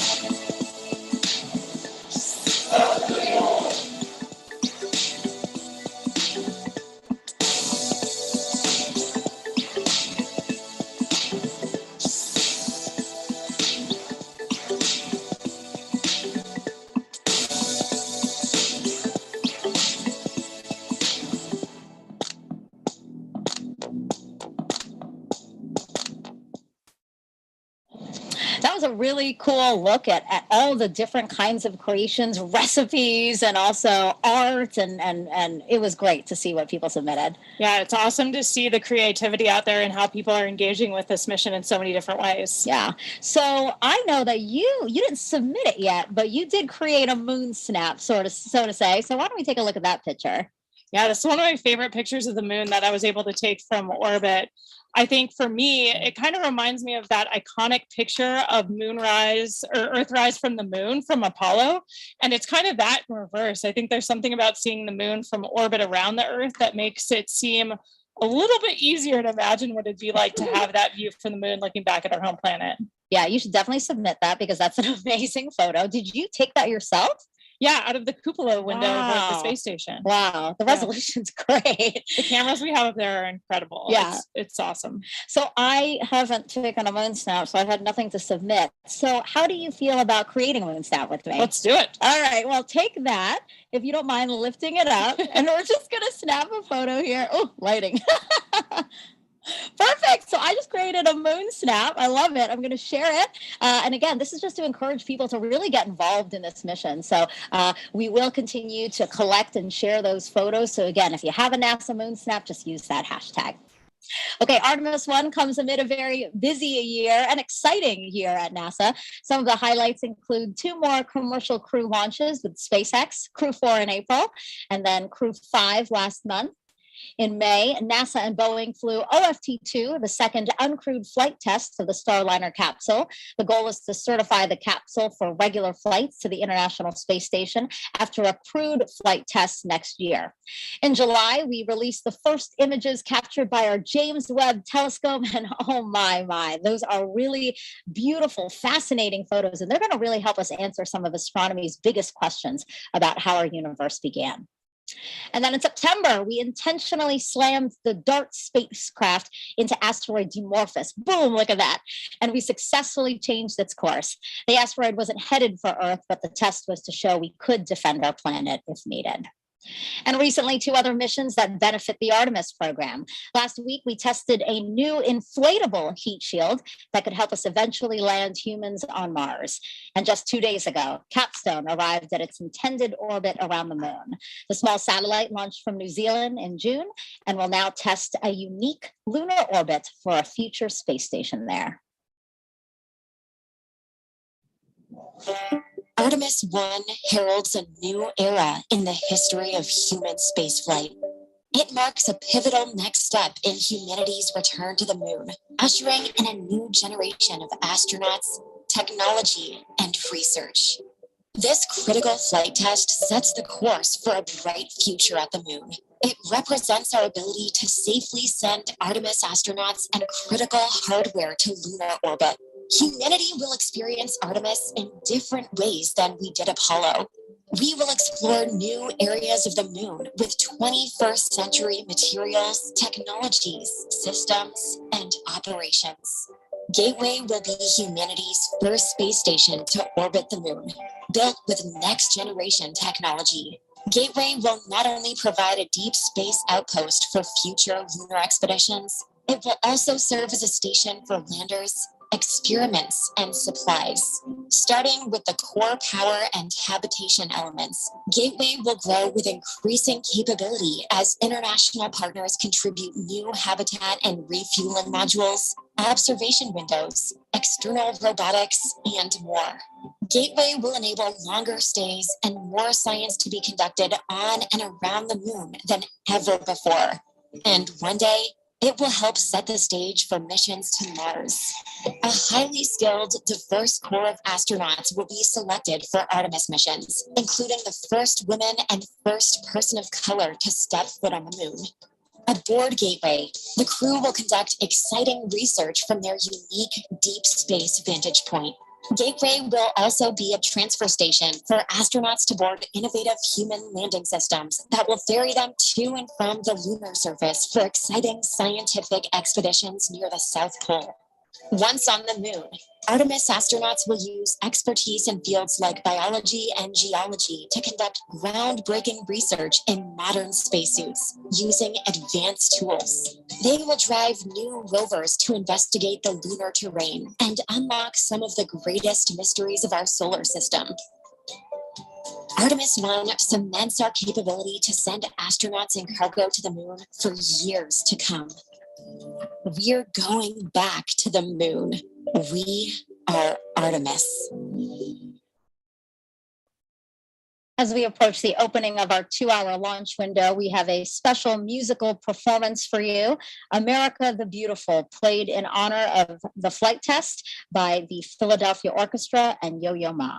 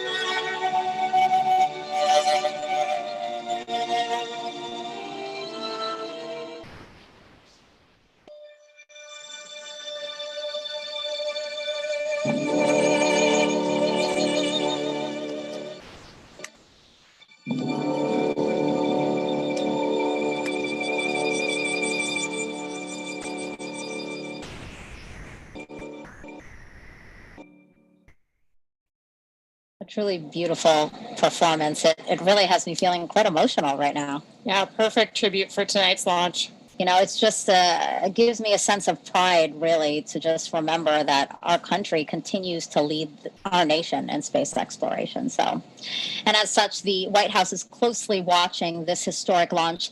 Earlier this year, Vice President Kamala Harris came down to Kennedy Space Center and met with NASA leadership as well as astronauts.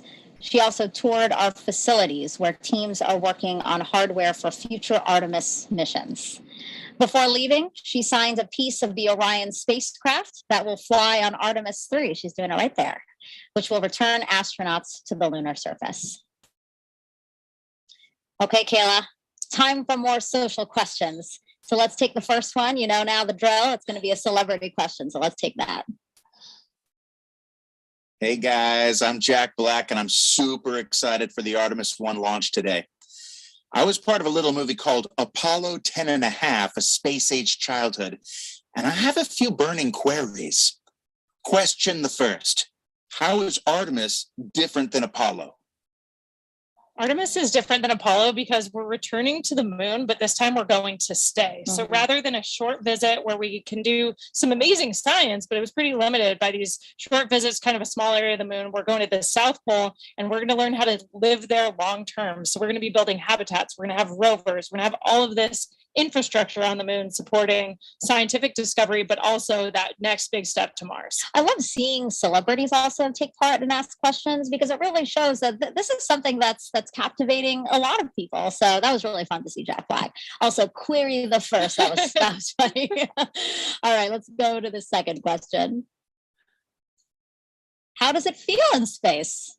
Being in space is amazing. I mean, for us launching to orbit around the Earth and then go to the space station where I just was for 6 months, we're in an apparent microgravity environment. So for us, it feels like we're weightless, like we're floating. So you have to relearn how to live and work in that space. But once you get used to it, it's a lot of fun. Yeah, we were just talking, Jessica Watkins, another NASA astronaut, was just here. And she was saying that actually when you came back on Earth, that was an adjustment as well, because you got so used to living on the space station. Yeah, the transition home was actually a lot harder for me than the transition up there, because our vestibular systems kind of remapped. We start ignoring all the sensors in our inner ear that tell us how our bodies are moving, because the space environment is so strange. But we really need that on Earth to balance and control our bodies. Sure. So when we get back, it takes a couple of days before we feel comfortable again. Really interesting. Thanks so much for those. Okay, so we are 10 minutes until the opening of our 2-hour launch window today. So why don't we head back over to Daryl. Daryl, tell us what's happening now. Yeah, Megan, we actually have about 10 minutes before we go into a half-hour hold. That half-hour hold is part of the L clock, and what you see on your monitor right now, I believe, is the T clock. So in about 10 minutes, we'll hold for a half hour, and currently the launch team is trying to evaluate how much of a delay may result from some issues that we've been facing over the past hour. Just to recap those, we had a leak in a replenish valve on the mobile launcher that feeds into liquid hydrogen core stage tank.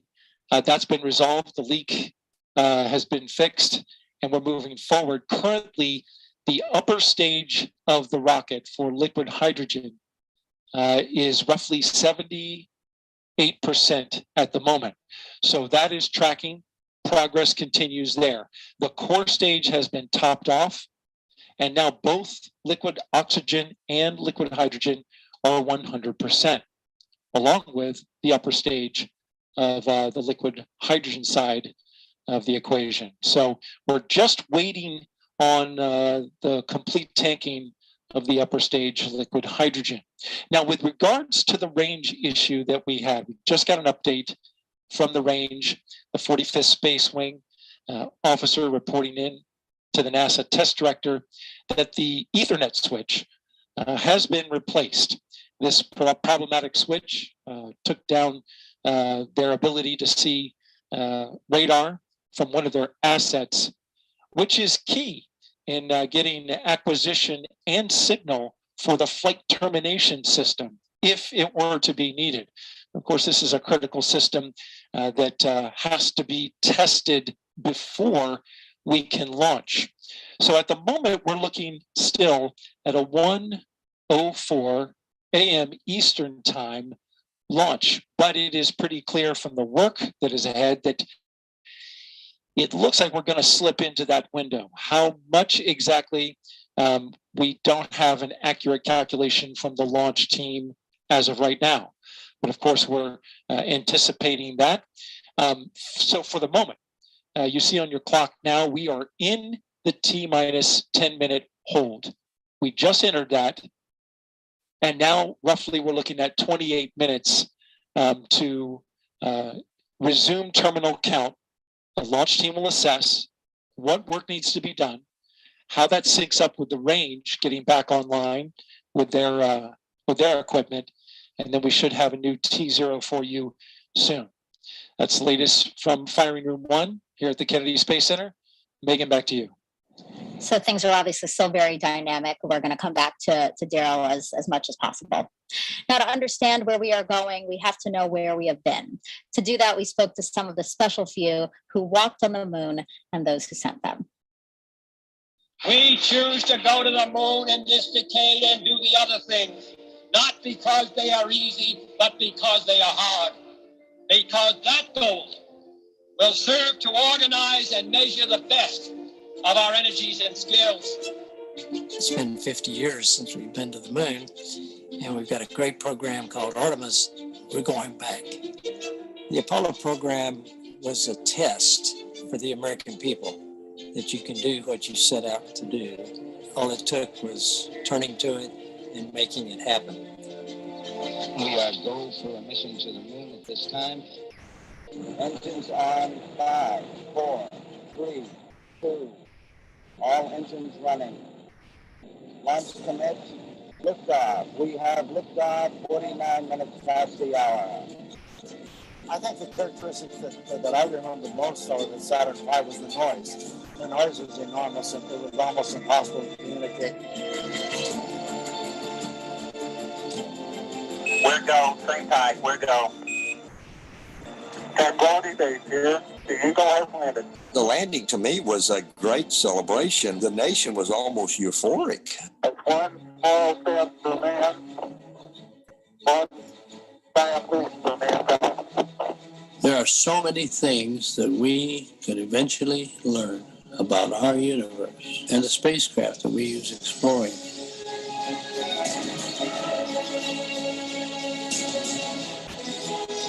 We are a nation of explorers. During Apollo, we were on national TV literally every day because we were doing something visible that Americans could see and they could feel and say, look what we are doing. And I believe Artemis is going to come up and say, look what we are capable of and what we are doing now.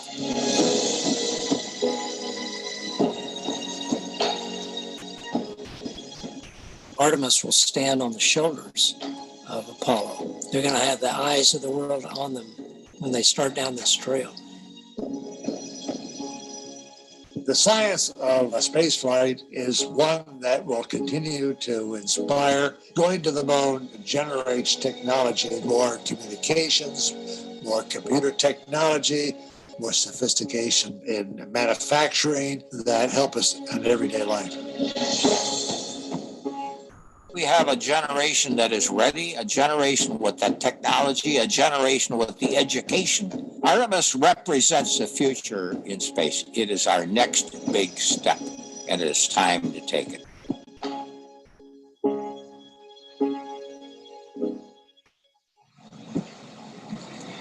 If you're just joining us, welcome to NASA's Kennedy Space Center, where we are showing you a live look of another visitor center. This is the U.S. Space and Rocket Center. Wow, take a look at all of those people who are there hoping to watch the launch today. You know, this is the visitor center for the Marshall Space Flight Center in Huntsville, Alabama. That center played a crucial role in contributing to the Artemis program. So I'm not surprised that there are a bunch of people there watching.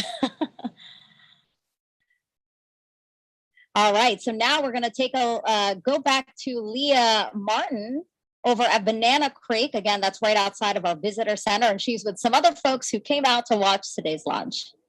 Yeah, you know, Megan, we talked about this being America's rocket, right? Every state in the United States has contributed to this rocket, so it should be no surprise that we have people from all over the country joining us here tonight. I'm actually joined by some friends of ours who are joining us from Georgia and Utah. What does it mean to be here tonight to see tonight's launch?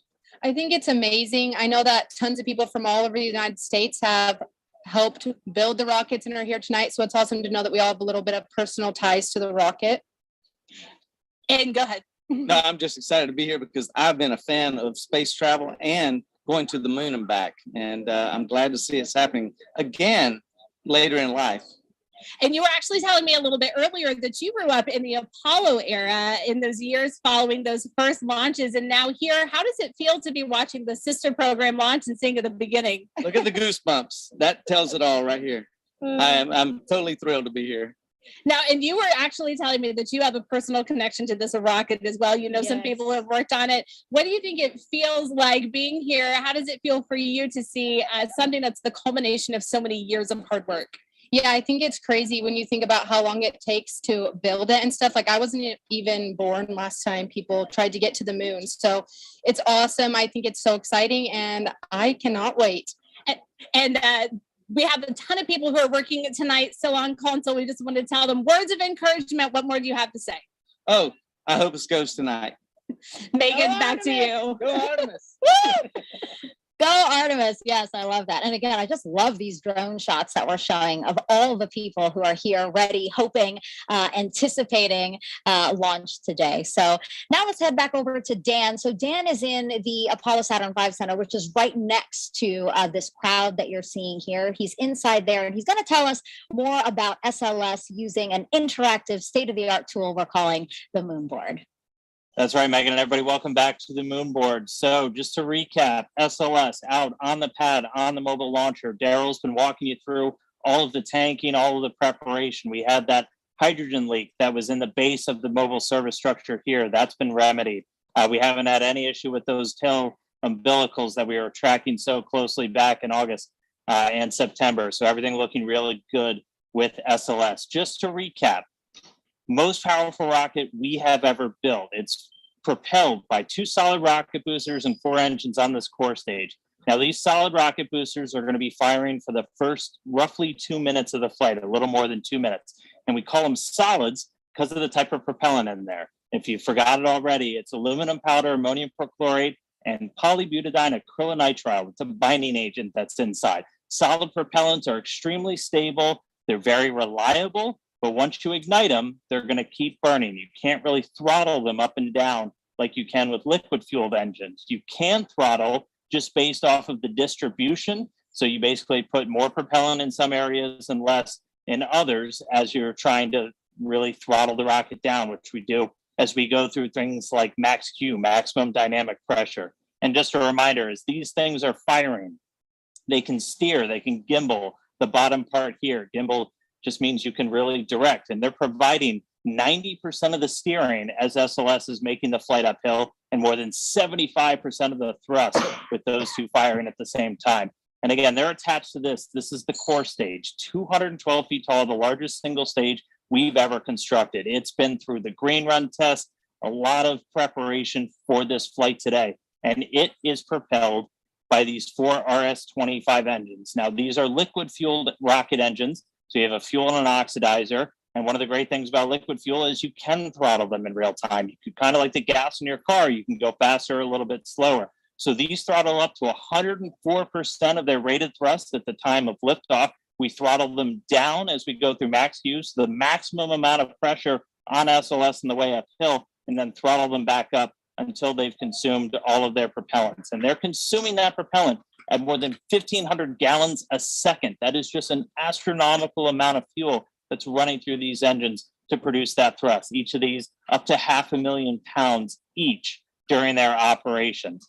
And of all the different components, we've got this engine block section down here. You have all of the associated plumbing, everything to feed those propellants down to these engines. You also have these 2 attachment points here, and that's where we actually tank the SLS rocket. So a lot of focus on those in the previous attempts. They've cooperated spectacularly so far today, and we've been able to fully tank this core stage. And a reminder, you have a fuel, about 500,000 gallons right here of liquid hydrogen, and then an oxidizer. You need those 2 together, and then an ignition source. That's what gives you your reaction, your thrust, your basically controlled explosion that then comes out of those rocket engines. So fully tanked, these are cryogenic fuels, hundreds of degrees below zero. So we've got a spray-on insulation across the entire vehicle. As it's sitting out there in the Florida air, it's a little bit warm tonight, but we need to keep those hundreds of degrees below zero. It takes a lot of energy to do that. So the less you have to use to keep them cold,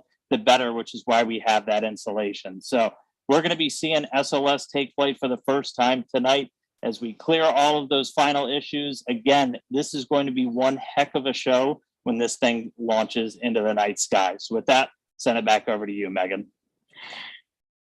If you're just joining us, welcome to NASA's Kennedy Space Center for live launch coverage of Artemis 1. I'm NASA's Megan Cruz, and this is NASA astronaut Kayla Barron. It's been great having you these past 2 hours. It's been so awesome to be here for this historic launch tonight.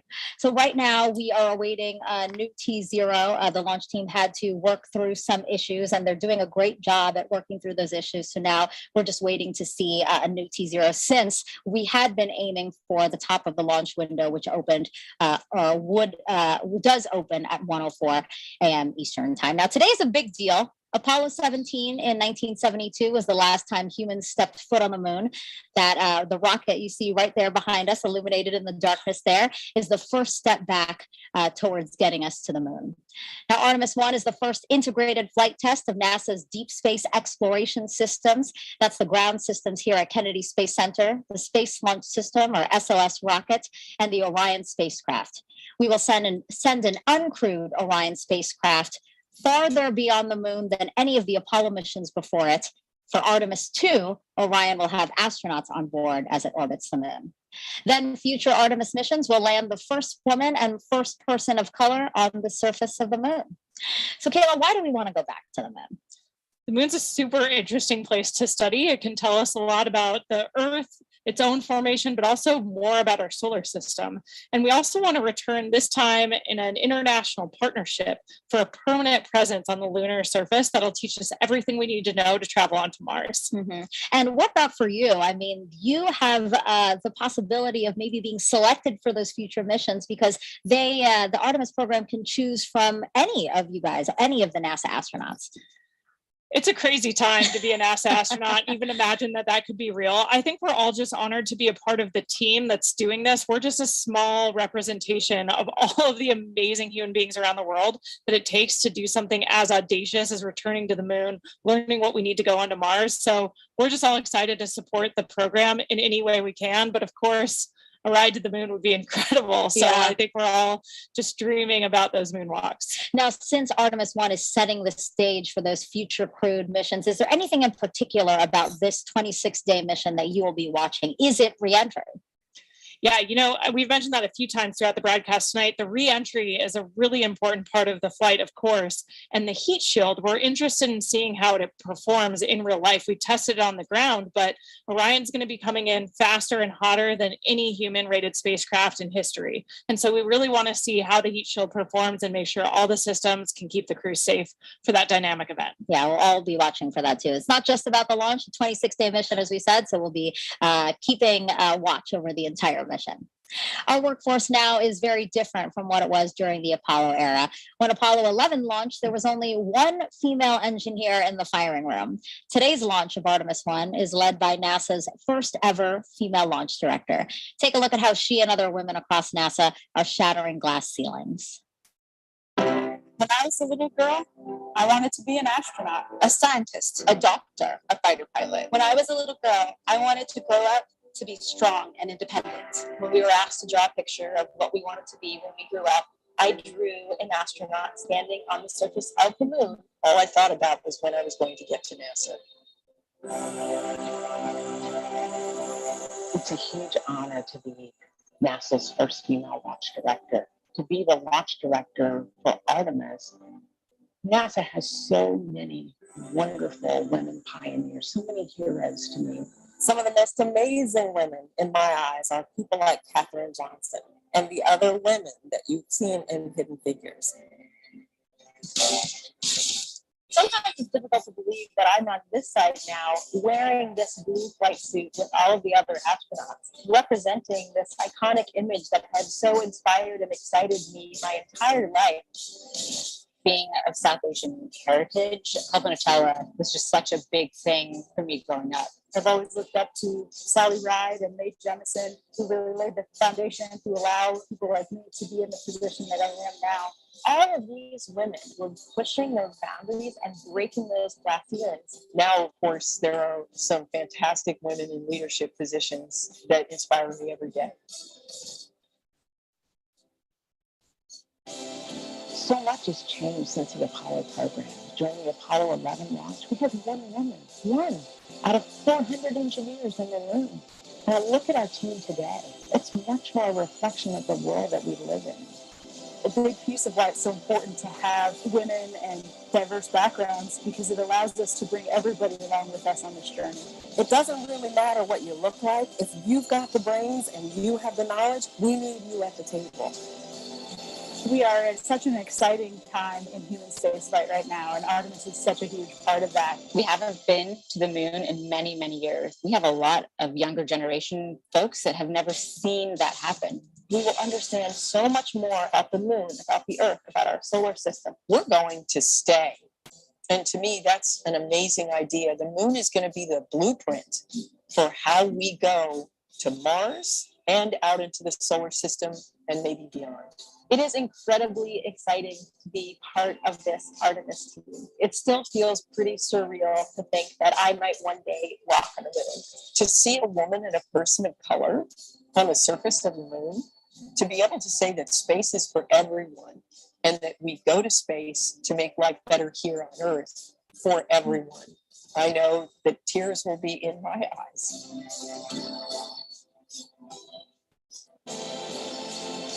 My message to women and girls out there is to find your passion, whatever that is. Don't let anyone tell you what you can do or can't do. Only you can realize your dreams. Faith is for everyone. And if me being in this role helps to send that message, I think that's a great thing. I just actually love that I don't feel like a woman at NASA. I just feel like a person at NASA. The women of NASA are Artemis, and we make a difference every day. I am NASA's Spacewalk Office Hardware Manager. I'm the Program Scientist for Space Biology. I'm the Director of NASA's Johnson Space Center. I am Artemis. I am Artemis. 私はアルテミスです。Yo soy Artemis. Som Artemis. Anna. Je suis. Ich bin I Artemis. I am Artemis. I just love the way that that video ends with you and all these other women saying, I am Artemis. What do you think? Why is it so powerful to just hear those three words, I am Artemis? Why does that resonate so much? I think it just represents how far we've come since the Apollo era and how we take advantage of the incredible diversity our country has to offer. Having seats at the table for everyone, space is for everyone. You heard that a few times in the video, and I think we're proving that out every single day in our work, not just at NASA, but with our international partners.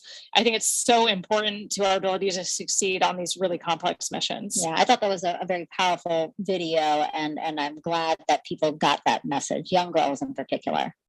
Another person who you saw in that video is Pam Melroy. She's a former astronaut and NASA's deputy administrator. So why don't we head over to Jasmine Hopkins, because Pam is there with her now.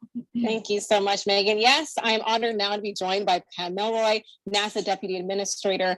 This is just a fantastic night. We just saw that powerful video with you among so many of the great women here at NASA. What is so important about us now being ready to send, the first woman, the first person of color to the moon? Yeah, I loved watching that video. Just inspires me. So many of those women are my friends, but also they're just such fantastic engineers and scientists and just so many roles at the agency. I've always thought one of the strongest teams that you could ever find is a family. And families have men and women. And so our teams are stronger, I think, when we have that balance and that diversity. So that was exciting. But for me, I was a part of the Apollo generation, and I was very inspired by, Neil Armstrong and Buzz Aldrin and Mike Collins on Apollo 11 and all the Apollo astronauts. I just cannot even imagine the inspiration, though, for a little girl. I mean, it never occurred to me that I wanted to be an astronaut, but of course there were no women astronauts then.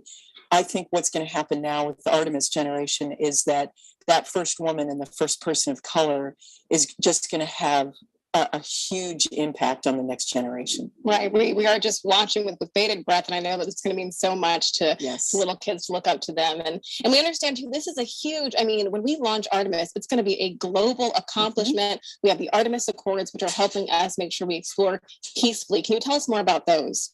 Yeah, it's really important, actually, especially because unlike in Apollo, where it was actually just a few countries that had the capability to go to space, now those capabilities are proliferating throughout the world.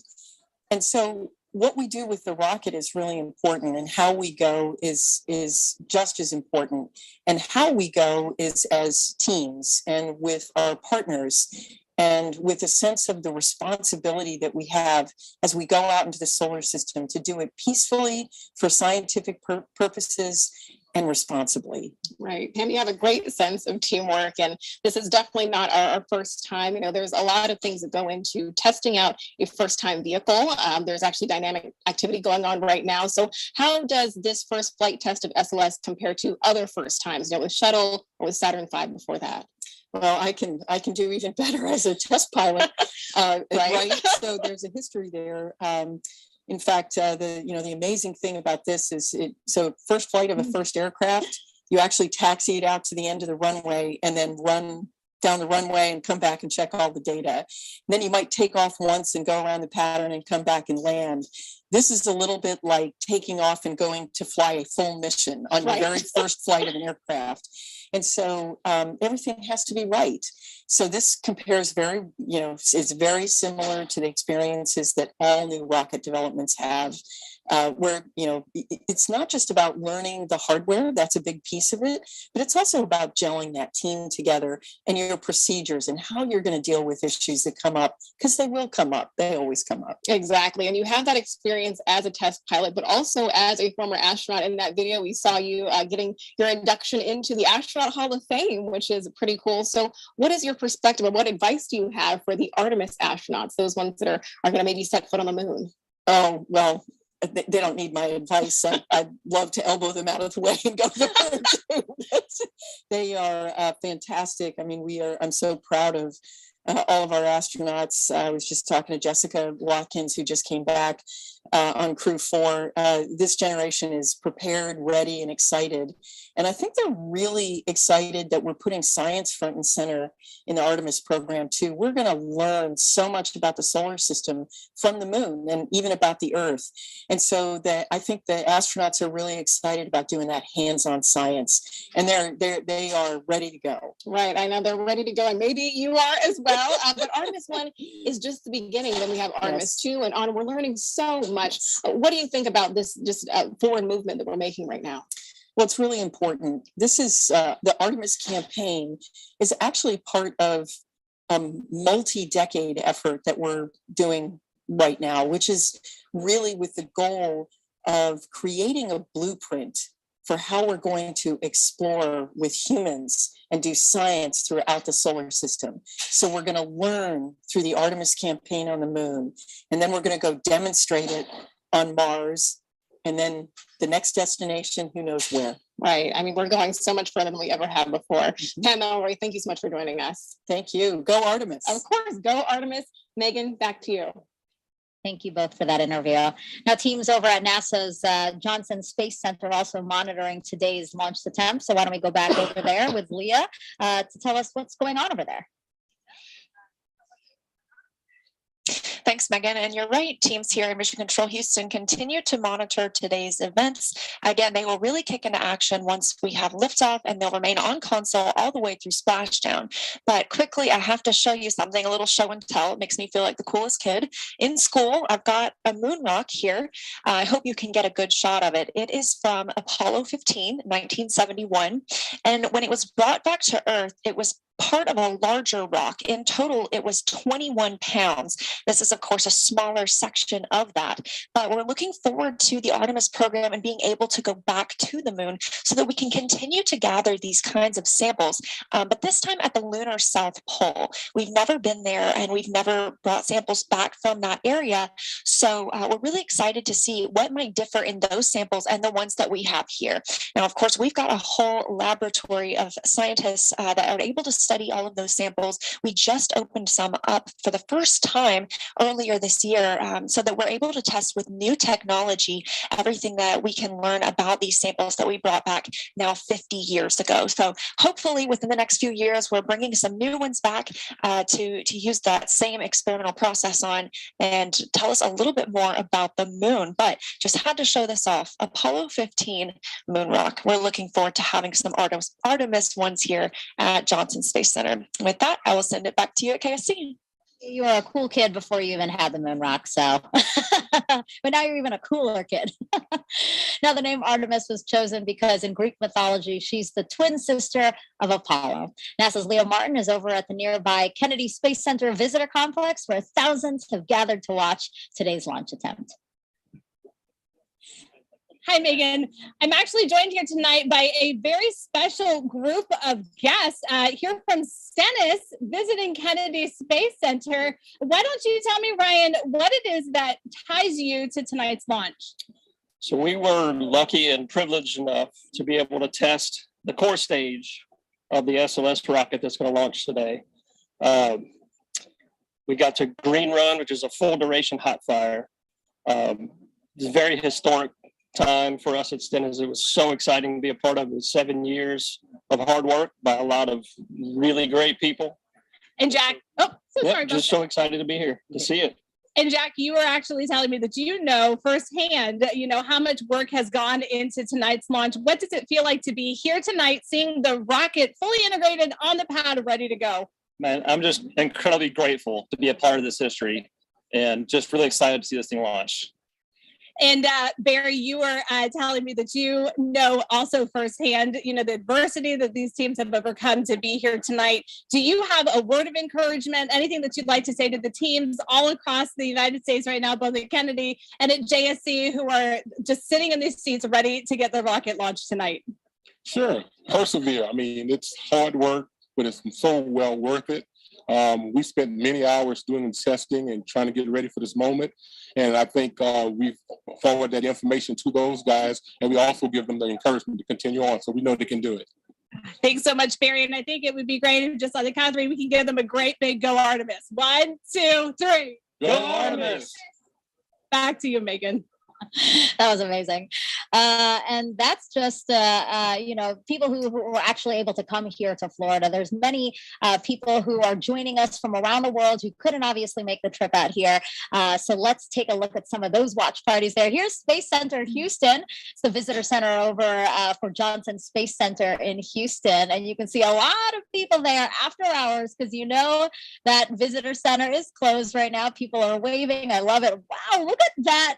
Whatever that is, it's awesome. amazing. I don't think I've ever noticed that when I'm at Space Center Houston. Maybe it's new. I know, but yeah, just look at that crowd. It's really fun to see again all these people who are captivated, young and old, by today's launch attempt and the beginning of the Artemis program.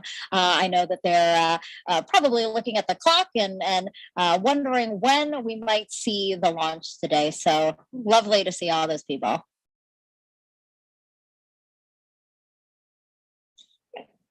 And there's the Space and Rocket Center, where we have a ton of people waving their flags, cheering us on tonight for this incredible launch this evening. I love that. They totally look like cheerleaders, and they're embracing it. I love it. And yeah, this is the U.S. Space and Rocket Center. This is the visitor center over in Huntsville, Alabama. As I've said before, Marshall Space Flight Center there is super instrumental in what the Artemis program is doing. They contributed a lot to the mission, so it's nice to see everyone there.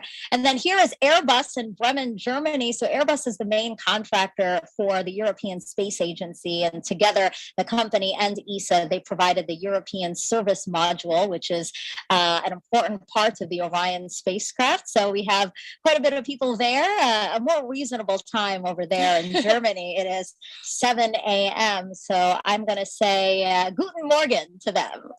Did I say it right? Guten Morgen to them over there in Bremen, Germany. Again, the Airbus company. All right, so let's get another check on the launch team with our Daryl Nail, who's inside there and has an update for us. Yeah, that's right, Megan. So we are clearly in a delay now. The NASA test director, who's basically flying the ship for the launch countdown tonight, has said that we are extending the hold that we were currently in at T-minus 10 minutes and counting. And so that puts us off the 1:04 a.m. Eastern time launch. We're now slipping indefinitely into the hold. And NASA test director Carlos Monge saying that we are currently estimating how much work needs to be done before resuming the polling that's supposed to take place 15 minutes before launch. It then goes to terminal count at T-minus 10 minutes. Now we've got an update on the tanking of the upper stage liquid hydrogen tank. Currently 95% filled. We're in topping on that tank. It is the last of 4 tanks in the Space Launch System that needed to be completely fueled up before we launch. Of course, cryogenic tanking, a complex operation that has seen some delays tonight. We had a roughly hour delay after a replenish valve on the core stage liquid hydrogen side required hands-on work by a red crew team that went out to the launch pad and tightened down some bolts on the valve and got it fixed before leaving the launch pad, and then launch team verifying that that work was complete. Now currently we're awaiting some work with the range.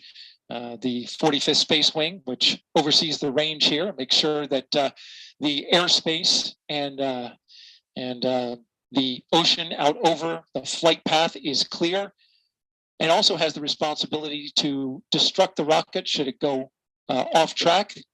They have been working on some issues with their equipment and sending a flight termination signal to the rocket.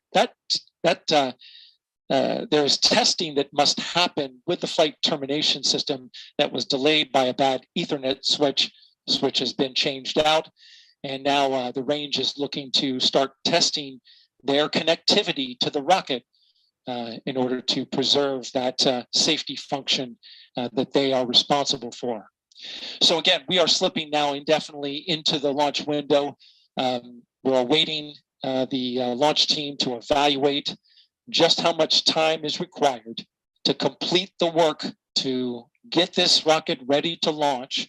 And of course, when we have a new T0 for you, we'll report that out right away. Megan, back to you. Daryl, thank you so much. As NASA prepares to explore the moon, here's a look at the spacesuits and tools that will help us to do that.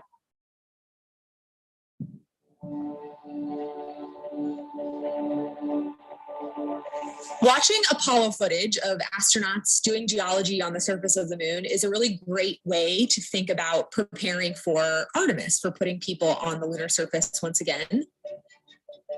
We learn a lot in how they did science operations on the moon and what it's like to work on the moon. You see them doing geology. You see them taking rock samples, putting in a drive tube to take a core sample. You see them bouncing along the surface of the moon on the lunar rover that they used in Apollo 15 through 17. So it's a great way to help drive technology development for the next generation of spacesuits and geology sampling tools. There's these facilities that help us train like we are on the lunar surface. You know, these 1.6G offload systems or putting people in the aquatic environment are great ways to train the mobility part, right? Like what can you do and how different does it feel to be in 1.6G and do these tasks?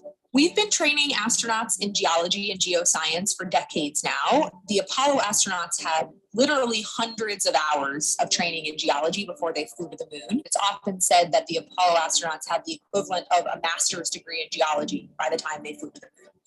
In the intervening decades since Apollo, we've been training astronauts who fly to the International Space Station because when they're on the ISS, they spend time observing the Earth, looking out the window, taking pictures of what they see on the Earth's surface. Now that we're looking at putting astronauts on the surface of the moon, we also take them into the field. We take them to field sites here on Earth that resemble field sites that we expect them to see on the moon. That's the reason why we take them out into places that are unique, like volcanic landscapes or places that are analogous to the lunar surface, to train them on the scale and fidelity of science that you just can't recreate in these facilities. And so by combining this classroom and field training, we're able to prep them for fundamentals of geology, the major driving lunar science questions that we have that we hope to address with the Artemis program, and teaching them how to do field work in relevant analog environments. For just science aspects of developing new spacesuits, can it get you to where you need to go? And then once you get there, can you do the cool science that you need to do? And so that's, can you move effectively and efficiently in the suit to be able to collect the samples or use the tools or the instruments? For the visibility, it's like, can you make the necessary observations that you need to? Or does the suit have the lights on it that it needs to illuminate the surface and make the observations you need to? The lunar South Pole holds tremendous resources that are going to allow us to continue to explore. This is a place that we've never been before. There's so much to be learned from getting boots on the ground and exploring a unique place that challenges us as humans and also helps us develop technologies that make our everyday life that much better. We think there might be volatiles present at the South Pole. By using these volatiles, we'll be able to do things like create drinking water, create rocket fuel to launch astronauts back to Earth. And so by harnessing the power of the land, we'll be able to help astronauts establish that long-term sustainable presence.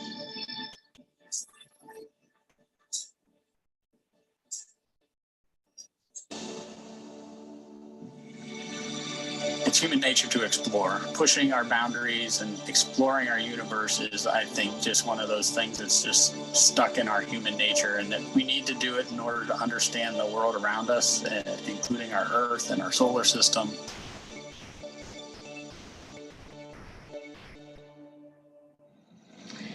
We just heard there how curiosity is just a part of us. So with that in mind, why don't we do some social questions? Because some people are very curious to hear what you have to say about their questions. So why don't we pull up the first question here? What are your thoughts on the responsibilities that come with going to space? Obviously a question for you. I am not going to space. Yeah, the opportunity to travel to space comes with a lot of responsibility. I think for all of us, it's a huge honor to be a part of these teams, and the work we're doing is so critical in supporting scientific discovery on the ground. So on the International Space Station, we're a national laboratory. Our crew executed over 350 different scientific experiments during our 6-month mission. And so when you think about that, it's years of work to get one of these payloads or an experiment on the space station. Yes. And sometimes that's someone's life's work you're holding in your hands and executing. And so being prepared for those moments is really important, and understanding how to bring the team from the ground into solving complex problems.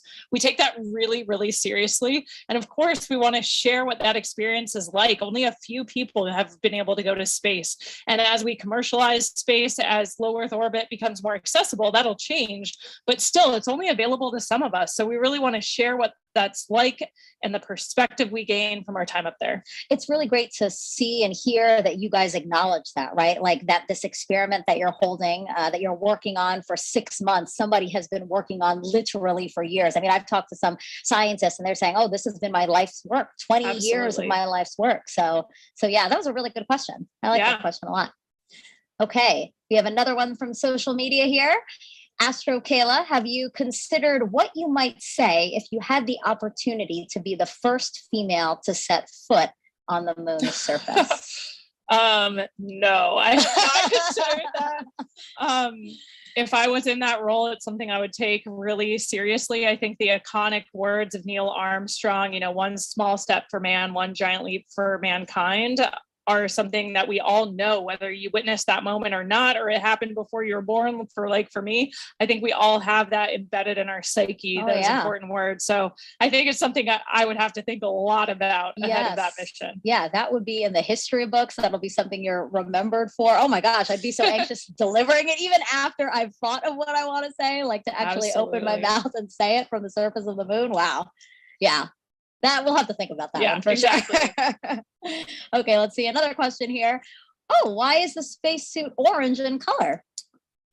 That's an awesome question that I wish I knew the answer to. Megan and I were actually talking about that earlier when we had Snoopy up here.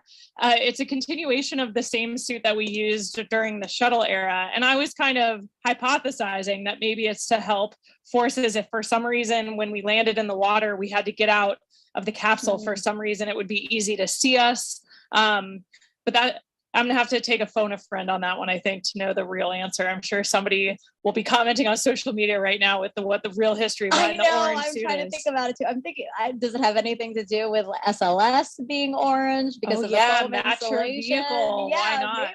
I don't know. I don't know. We got stumped. That was our first one that we got stumped on. Do we have another question?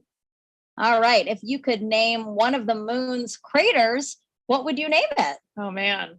What would you name it, Megan? I don't know. That's a big decision. I thought you might say the name of your zero-G graph. Oh, FOW? Yeah, maybe. I don't know. That's a pretty big responsibility, I think, to name these geological features. And a lot of the craters on the moon already have names. So I'm sure there's some that maybe they haven't named, they're too small, or we haven't explored them yet. But a lot of them already do have names. Like we're going to be exploring the edge of Shackleton Crater as part of Artemis missions. So a lot of them are already named and mapped. Yeah. Thanks for throwing it back on me. I was like, I don't know. Do you think like our parents or husband or fiance are now upset that we didn't say them? I don't know. I mean, I don't think so. I think they understand. All right. These are big decisions. All right. Last question here for this segment, at least. What will Orion do when it gets to the moon?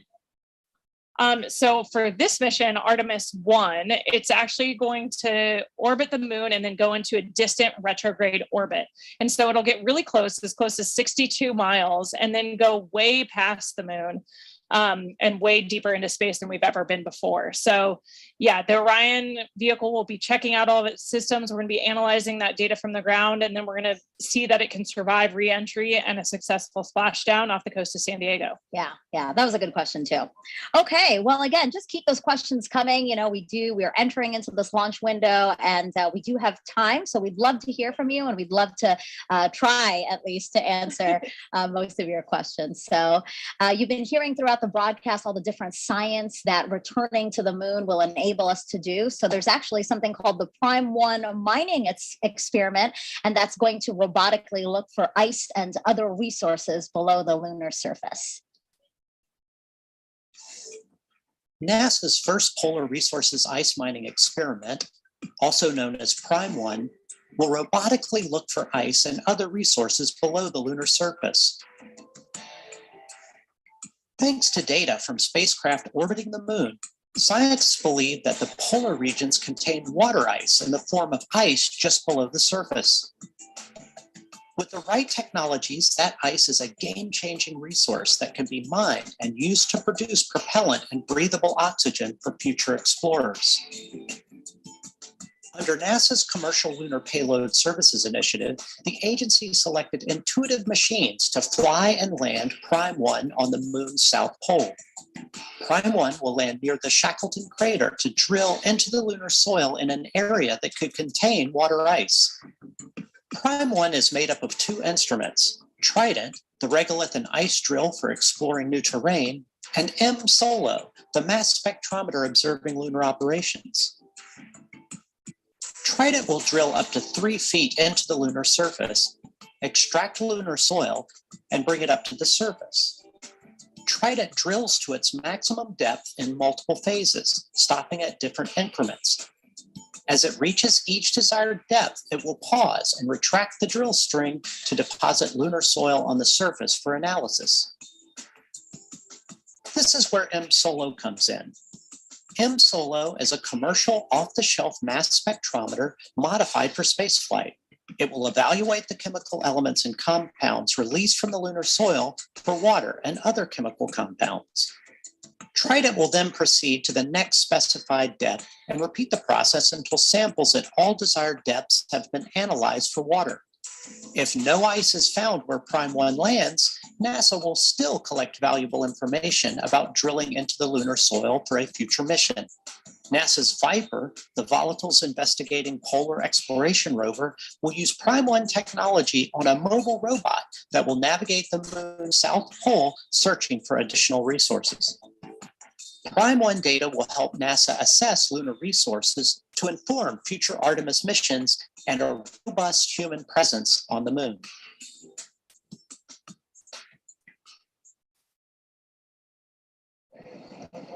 So we are still awaiting a new T0 for today's launch attempt, but for more on what to expect when we launch for this first day, let's go to NASA's Dan Hewitt. He's inside our Apollo Saturn V Center at the KSC Visitor Complex.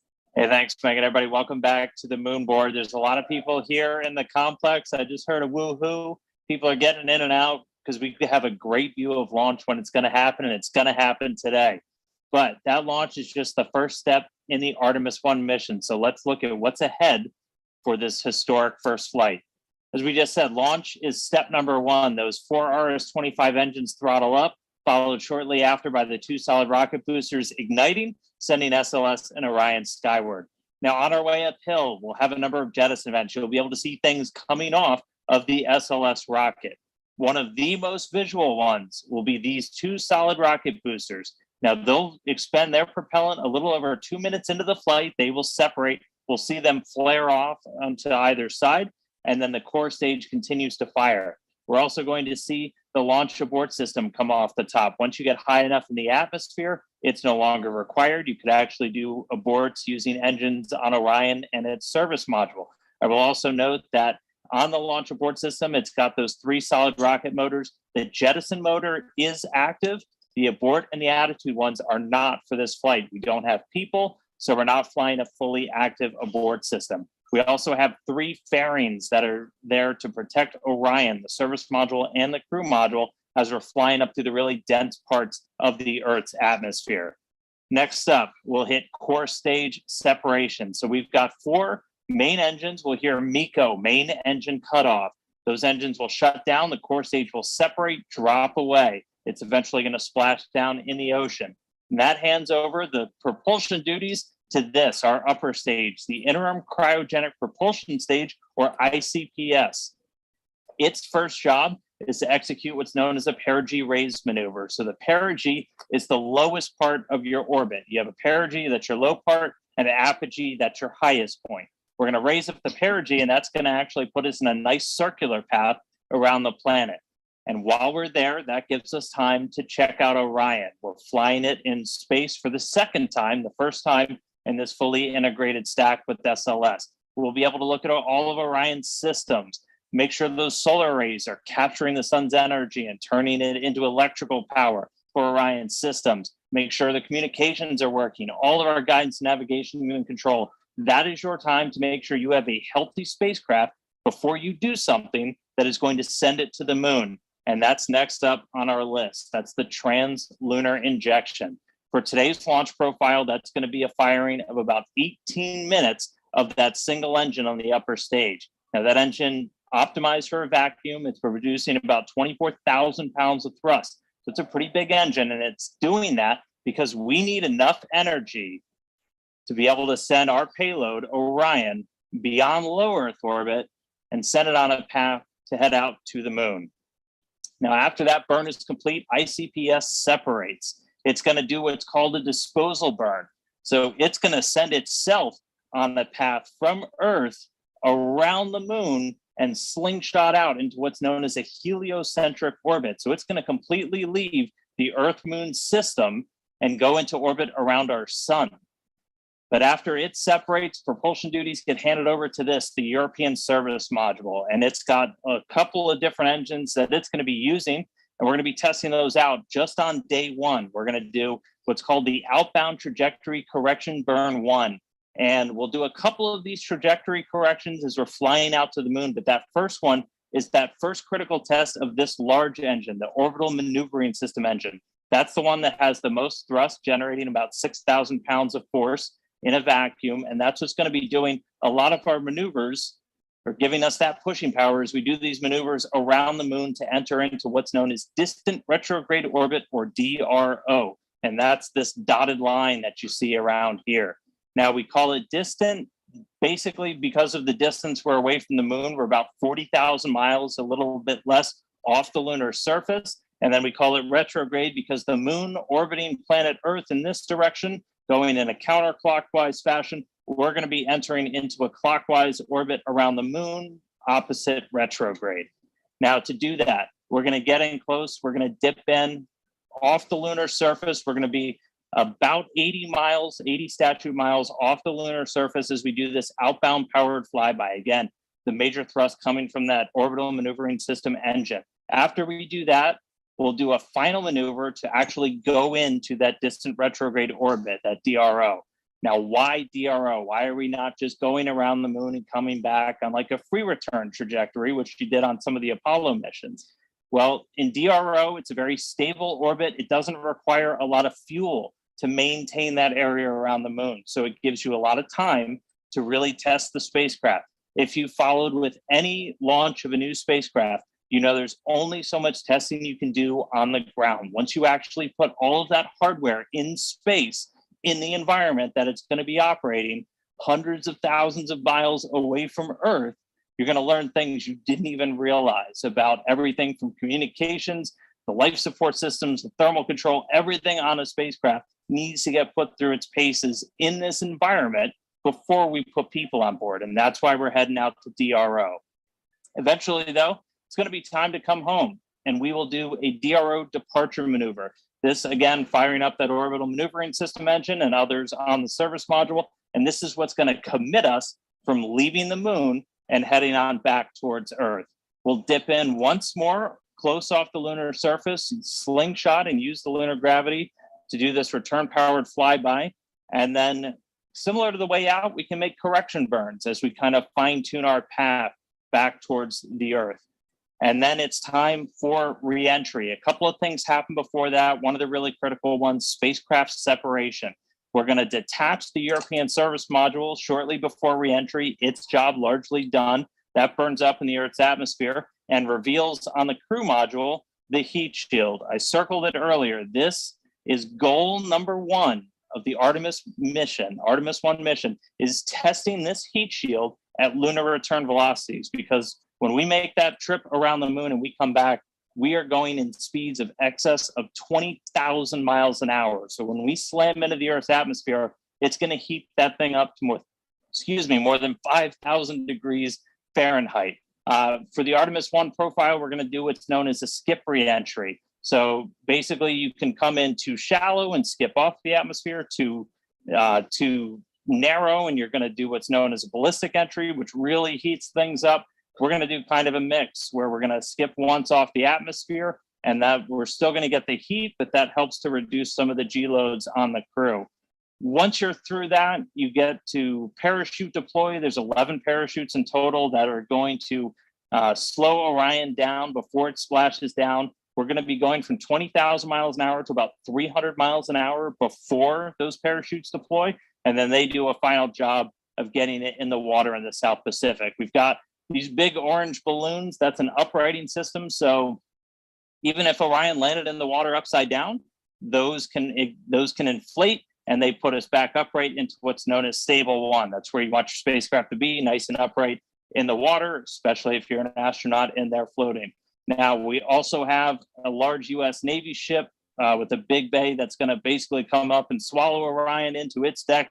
And you've got a couple of other assets in the area to help recover hardware, the forward bay cover, parachutes, things like that. But that's scheduled to happen 26 days after a launch today. So that's 26 days from liftoff here in Florida, around the moon to a splashdown in the Pacific. And that will be the first mission in the Artemis program, the farthest we've ever sent a human-rated spacecraft in history. And just the first step before we put people on board. So that's a look at everything still to come. We're counting down to that launch. I'll send it back over to Megan and the team at the host desk, guys. A very comprehensive look at that. Thank you so much, Dan. If you're just joining us, welcome to Kennedy Space Center and our live coverage of Artemis 1, an uncrewed flight test that will return us to the moon in nearly 50 years. But, some might ask, why the moon? Well, here's why. We are going.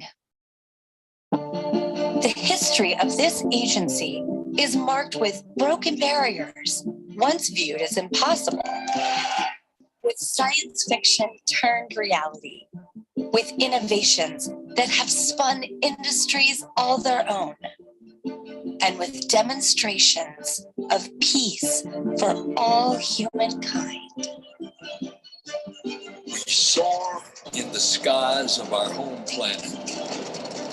We maintain a human presence just outside of gravity, and we touch points all across the solar system and beyond.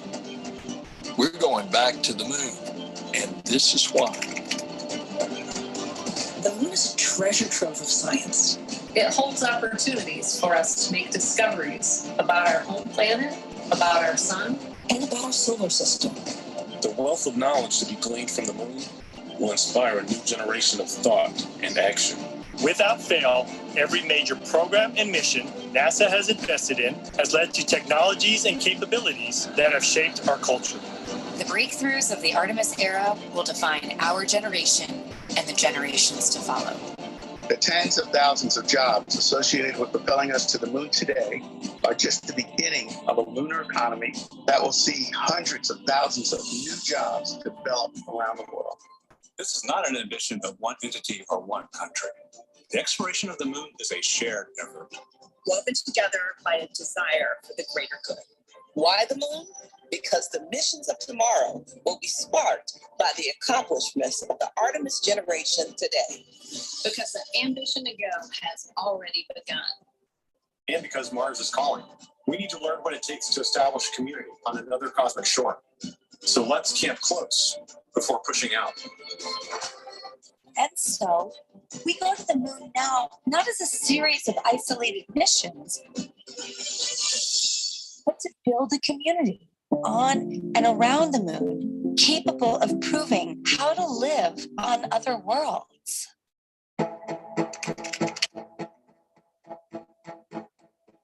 We'll use the lessons from more than 50 years of peaceful exploration to send a new generation to the lunar surface to stay.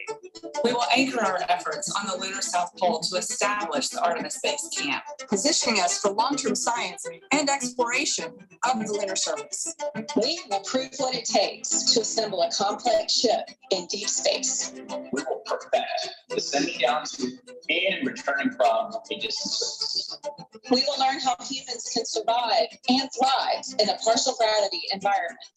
With improved spacesuit designs, mobile habitats, and with reconnaissance robots pre-positioning and relocating supplies. We will learn how to utilize the resources we find on other worlds, starting with finding water ice and purifying it to drinkable water. And refining that into hydrogen for fuel and oxygen to breathe. We will establish fission power plants on the surface of the moon, capable of supporting a growing community of efforts. And we will expand the logistics supply chain to enable commercial and international partners to resupply and refuel deep space outposts. None of this is simple or easy, but nothing in our history ever has been. We got a bunch of guys about to turn blue. We're breathing again. Thanks a lot. This kind of continuous lunar presence is a natural extension of all that we've learned in low Earth orbit. And what we will accomplish there will ensure the monumental missions to Mars are within reach. As we ready the launch of the first Artemis mission, and as commercial companies ready their lunar landers for the first private payload deliveries, we have already begun to take the next step.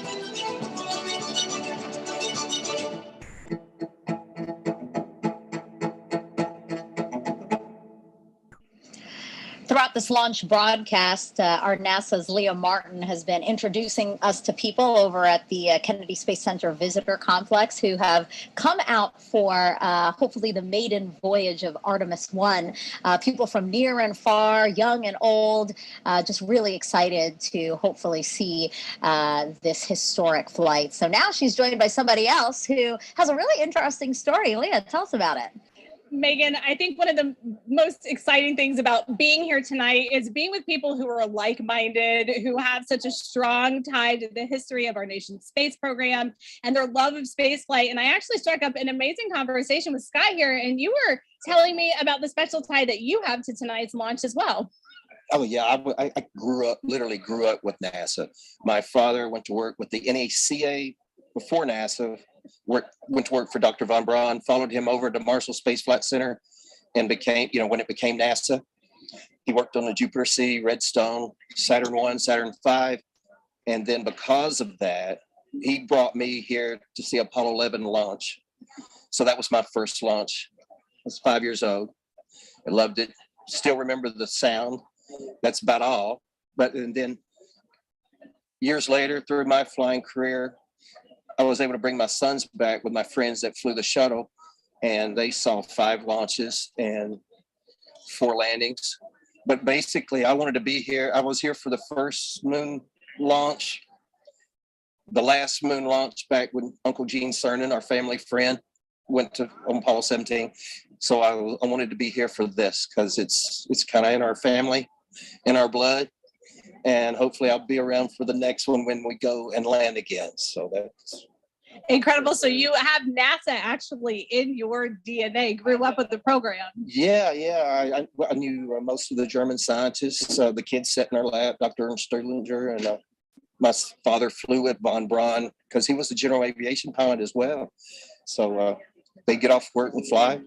And they were in Life magazine together, National Geographic. So it was fun. I literally got to knew Al Shepard, all the Mercury, Gemini, Apollo guys. And it was an honor. I would have loved to have been an astronaut, but I went a different route. And but I can still come here and see him. We can, and we're so grateful, so thrilled to see you here tonight, and so excited that you will be able to actually compare the last launch and the sound of the last one with the ones tonight. It's absolutely going to rock the sky. I want it to be even louder. Yeah. Well, thanks so much for joining us tonight. It's been an honor to meet you. And Megan, we're going back to you. Yeah, thank you so much for sharing that. That was such a fun story. Here we are now at Space Center Houston. This is a live look inside of the visitor center there. Lots of people hoping to see the launch today. I love this guy in the front with his NASA shirt representing. And again, just seeing children and young and old, just all these people who feel captivated and are excited about our next giant leap into deep space. So glad to have them here. Oh my gosh, I love this. Yeah, the team in Marshall and Huntsville there is always ready for their shot. Waving their flag, they're super pumped. That's the home to the SLS program office. So they have a dog in the fight tonight, seeing Artemis launch for the first time. Is that an inflatable astronaut in the center? Do you see that? I think somebody who's dressed up as an astronaut. Look at that. Yeah, they're ready to go. I love this. Yeah, I'm so glad that they're there. Again, these visitor centers are closed to the public, but the people there decided to hold a watch party. Well, look, our friends in Germany are ready for us this time. I know. They anticipated the delay. They look pumped and ready to go. So these are employees of Airbus. Airbus is the main contractor for the European Space Agency, and together they provided the European service module for the Orion spacecraft. So really, we should be applauding them. They shouldn't be applauding. Thank you so much, guys, for your contribution to the program, and can't wait to see Orion and SLS launch. Okay, so now let's head back over to Daryl Mail over with the launch team so we can hear any updates about a new T0. Yeah, Megan, thank you. And a clearer picture is starting to emerge as the launch team now reports out that they only have a few minutes left of work to do before they're ready to pick up polling. And we're also hearing that some of that polling, which kicks off with the mission management team, is also now just about 3.5 minutes away. Now, we are currently still in that hold, but the launch team, NASA's test director, is continuing to move the team forward. We've wrapped up work on the upper stage and the lower stage. You're looking now live inside firing room 1, where launch director Charlie Blackwell Thompson is overseeing her launch team. We've had a number of delays that have put us off the T0, but we are starting to track to a T0 close to around a quarter till, top of the hour. But we do need to have some polling that takes place. I'm pausing now because I'm listening in to the teams as they communicate.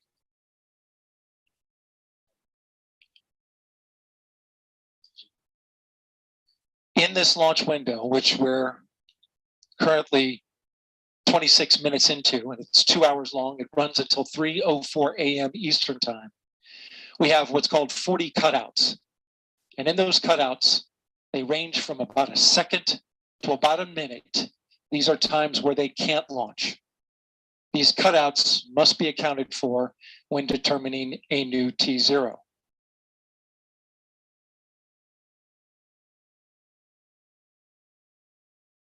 The upper stage of the rocket, which was the last to get ready and configured, just recently, the team cycled the liquid hydrogen valves, which is required. And they are currently working on the LO2 valves, liquid oxygen valves in the upper stage. That work is almost done.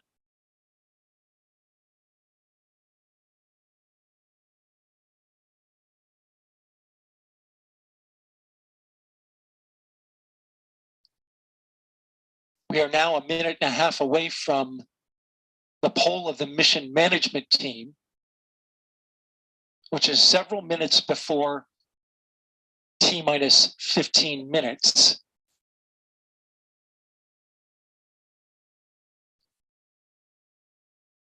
When that poll starts, we'll get a clearer picture of our T0.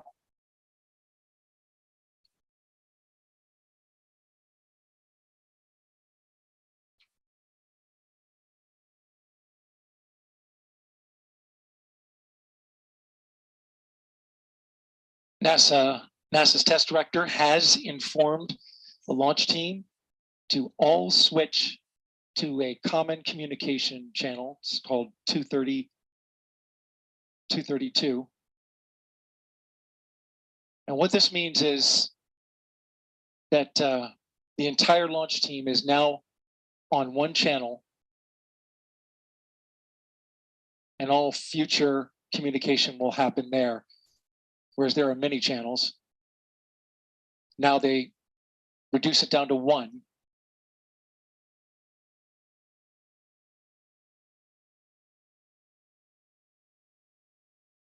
Just heard from NASA test director Carlos Monge.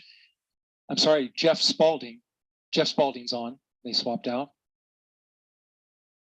There are currently no constraints to launch. Great news. Again, no constraints to launch. And they're getting ready to pick up with a poll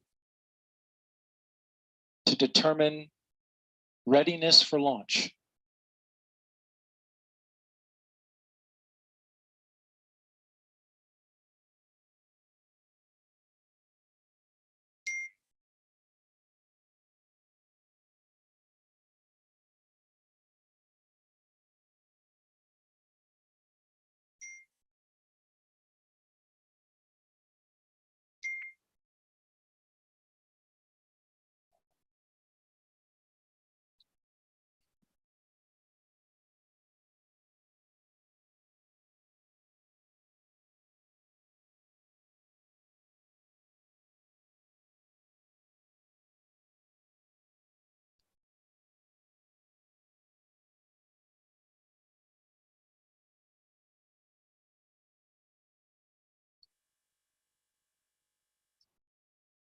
Okay, NASA test director Jeff Spalding getting ready to conduct the readiness poll. So we are getting close. We're going to pull up the audio now so that you can listen in. Please go. And rockets go. All right, copy all. And Launch Director NTD, our launch team is ready to proceed at this time.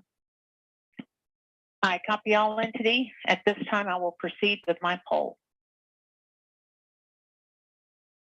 And attention on 232, this is the Launch Director performing the final poll for launch. Verify no constraints and go for launch. EGS Program Chief Engineer. EGS Program Chief Engineer verifies that the EGS, SLS, and Orion Program Chief Engineers have no constraints and are go for launch. Copy, Greg. Thank you. EGS Chief Safety Officer.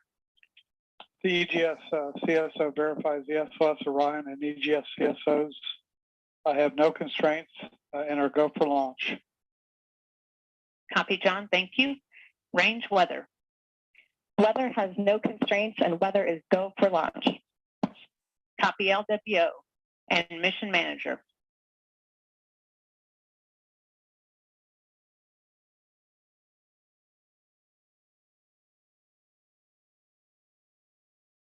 And Mission Manager, Launch Director. Launch Director, Mission Manager on 232. The mission management team has been pulled. You have a go to proceed with terminal count and launch of Artemis 1. I copy all. Thank you. And NTD, Launch Director. Go ahead, Launch Director. Yes, sir. On behalf of all the men and women across our great nation who have worked to bring this hardware together to make this day possible, and for the Artemis generation, this is for you. At this time, I give you a go to resume count and launch Artemis-1. Copy, Launch Director, and thank you. All right, we do have a couple of steps to configure, and then we will be ready to resume the clock. CVSE, NTD. CVSE here. Initiate recording of Orion cameras at this time. In work. R, NTD. RSR here. Perform the booster ignition SNA arm rotation enable. NDT, RSR, booster ignition SNA arm and rotation enable is complete. And I copy. Thank you. Okay, so there you heard the poll from Launch Director. Really?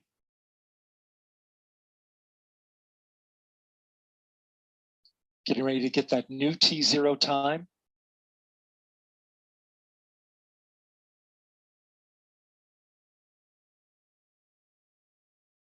The poll that you heard was the NASA test director's poll. And all right, and we verify no cutouts at this time. And all personnel, we are going to resume the clock. GLS, you can resume the clock on your mark. GLS copies. Countdown clock will resume on my mark. 3, 2, 1, mark. GLS mainline has been initiated. Okay. T-minus 10 minutes and counting. We are T-minus 10 minutes away from liftoff of Artemis-1. As you can see, the clock is now moving. Let's put that up. T-minus 9 minutes and 47 seconds. The L-minus 15 poll complete. Show 06:47:44 is the new liftoff time. Affirm. Okay.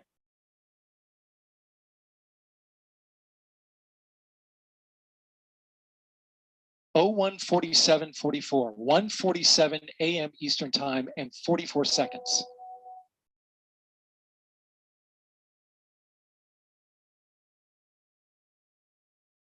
We went straight into terminal count.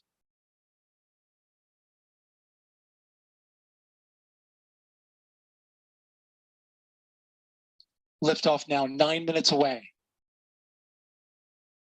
So terminal count. Control has been given over to the GLS, the ground launch sequencer, a computer and software that is doing all of the commanding and monitoring of the Space Launch System.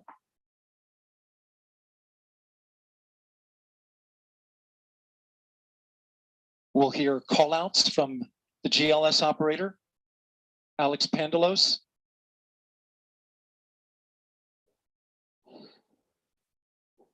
As well as NASA Test Director Jeff Spaulding. GLS is pre-tensioning the umbilicals at this very moment. You can see them as they run down the rocket. That's getting them ready to detach. GLS is pre-tensioning the At liftoff, those arms will swing away, will let go of the rocket in a clockwise direction.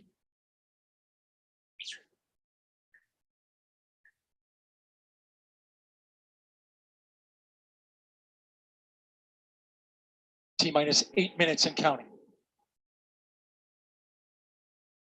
The GLS is performing up to 100 commands per second, including configuring ground systems for power transfer to the rocket. GLS is turning on cameras, recording video inside and outside the crew module to collect data for engineers. Purging the aft skirt booster with high flow nitrogen, clear out any hydrogen gas that may be there.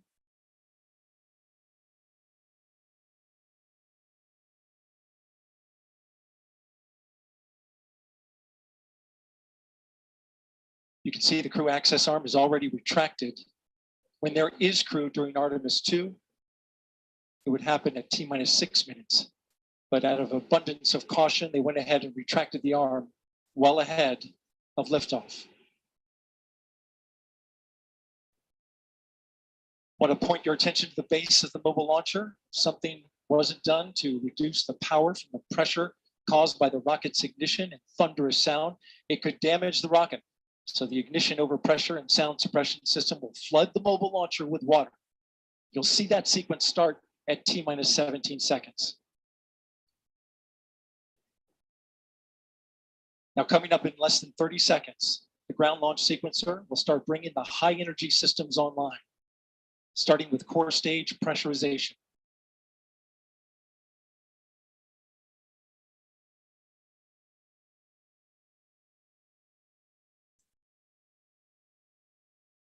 Fire room 1 is completely silent as they listen for the next call.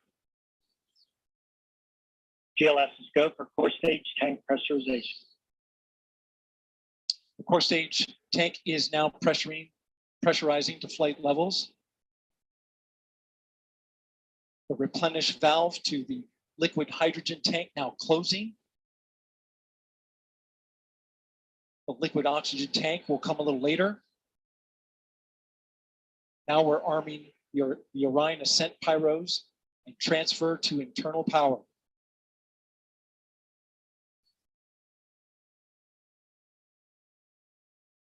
The launch abort system, or LAS jettison motor, is now armed. On this flight, the abort motor is inactive because there is no crew on board.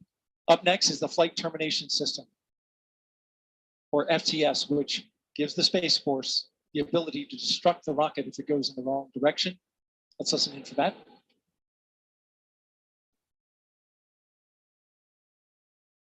GLS is go for FTS arm. The flight termination system is now armed. Coming up at 4 minutes and 40 seconds, a big moment. This is where the RS-25 engines and their bleed go to high flow. It's been a little tricky to dial in. GLS is go for LH2 high flow bleed check.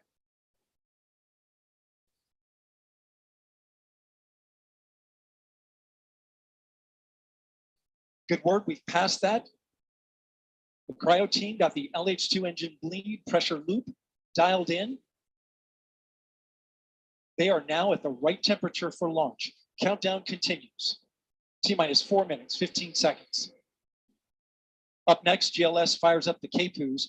Those are high-speed turbines which provide pressure to hydraulic pumps that steer the RS-25s. Stands for Core Stage Auxiliary Power Unit Start. GLS is go for core stage APU start. That now leads to the thrust vector control test at T-minus 2 minutes and 30 seconds. That can proceed now, and we will see the engines gimbal at the bottom of the core stage.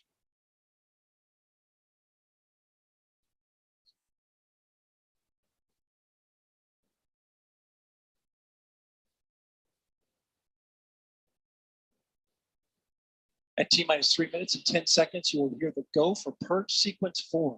That's a helium purge of the 4 core stage engines downstream of the propellant valve, getting the air and moisture out.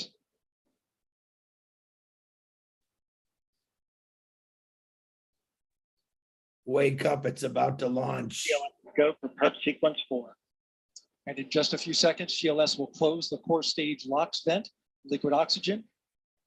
The white vapor cloud causing the super cold gaseous oxygen condensing the water in the atmosphere will disappear.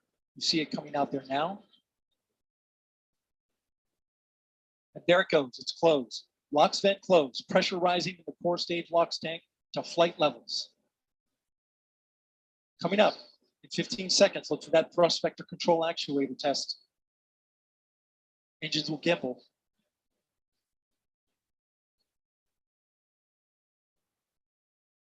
And there they go. The 4 core stage RS-25 engines gimbaling around, testing the ability to steer the rocket into space. They will operate at 109% performance. Each RS-25 throwing down 500,000 pounds of thrust. All 4, 2 million pounds. All together with the boosters, 8.8 million pounds of thrust. GLS go for upper stage to internal power. Now the upper stage has gone to internal power. So power is removed from the rocket's upper stage, the ICPS, and it's been switched to battery power. The same milestone is coming up for the core stage at T-minus 1 minute and 30 seconds.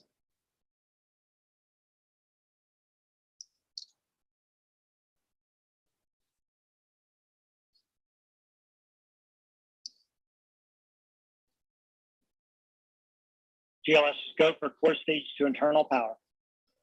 The rocket's core stage, which houses the 3 flight computers, is now on battery power.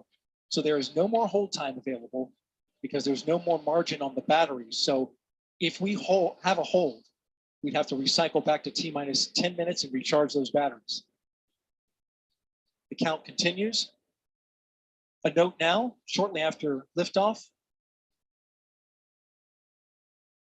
1 minute. Shortly after liftoff, Mission Control Houston will take control of the rocket, and my colleague, Leah Cheshire, will take over commentary. T minus 50 seconds and counting. Coming up at T minus 33 seconds, the GLS will hand off control to the ALS. This is the autonomous launch sequencer. On board the rocket, it will take over command and control of the rocket. But the ALS will check, make sure there's no holds coming from the ground up until T minus 2 seconds. Go for ALS. And we are go for ALS. The Space Launch System is now counting down to liftoff of Orion on its maiden voyage to the moon. Launch team can no longer recycle the count. Sound suppressor water now flowing under the ML. And here we go. 10. Hydrogen burn off igniters initiate. 7, 6, 5. Core stage engine start. 3, 2, 1. Boosters in ignition. And liftoff of Artemis-1. We rise together back to the moon and beyond.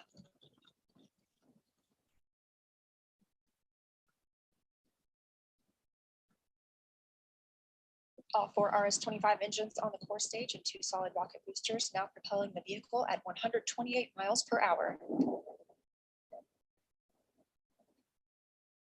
Hearing good control on the roll from teams in Mission Control Houston. All good calls so far. Now 30 seconds into the flight of Artemis-1. First milestone will be for the vehicle to pass through max Q at about 1 minute and 9 seconds into launch. This is the greatest period of atmospheric force on the rocket.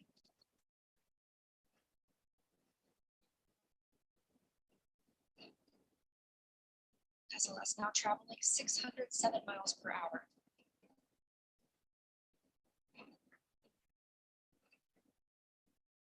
You're looking at 8.8 million pounds of maximum thrust. Quiet here. Control.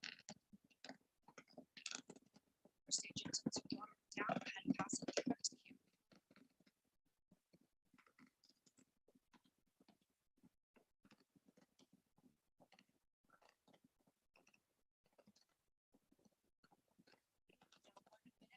Seconds into the flight, traveling at 1,420 miles per hour. 4 core stage engines are back at maximum thrust. The next major milestone will be for the solid rocket boosters to cut off and jettison in about 2 minutes and 11 seconds into the flight, so about 30 seconds from now. Again, quiet here in Mission Control Houston as teams continue monitoring the flight of Artemis-1. 16 miles downrange from the launch pad at Kennedy Space Center, traveling over 2,800 miles per hour.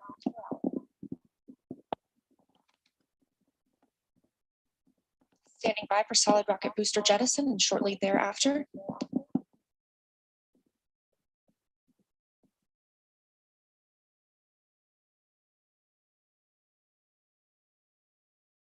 Confirmation that the solid rocket boosters have separated these 177-foot boosters.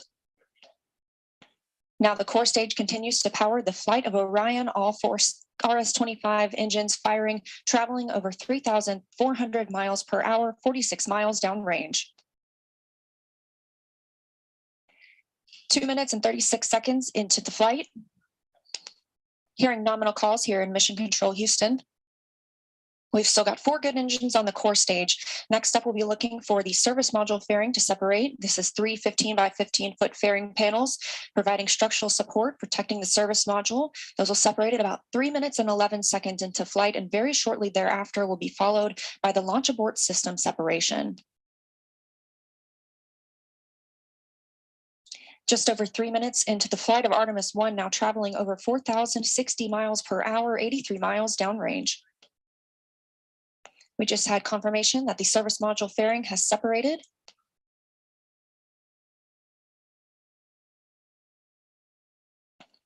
And that the launch abort system pyros have fired, separating those from Orion as well. For future crew members,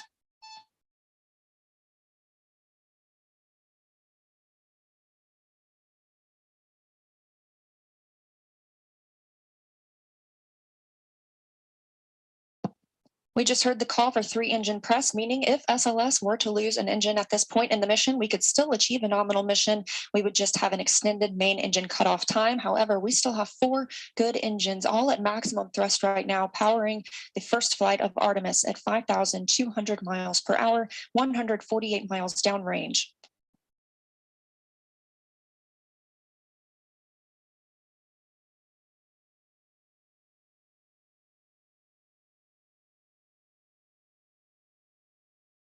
We're 4 minutes and 16 seconds into the flight of Artemis 1. So far, we've had a clean ascent.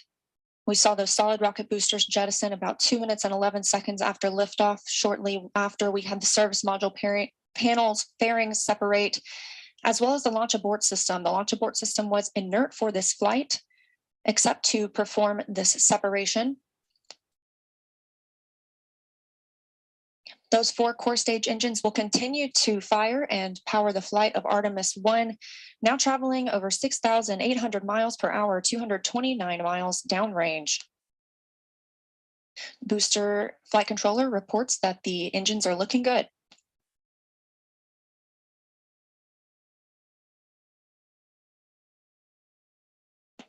Our core stage main engine cutoff time is about 8 minutes and 3 seconds. We are now at 5 minutes and 11 seconds into the flight, 7,656 miles per hour. Again, 4 good core stage engines, those 4 RS-25 engines. The last time those core stage engines flew, they were taking space shuttles to orbit. Now with upgraded capabilities, they're launching the future of human spaceflight.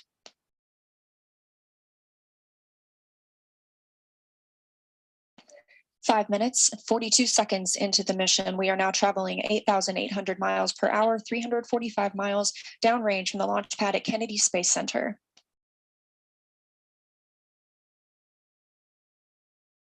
Again, we are anticipating core stage main engine cutoff at about 8 minutes and 3 seconds. And about 10 seconds later, we'll see core stage separation, at which point Orion and the interim cryogenic propulsion stage will be flying free.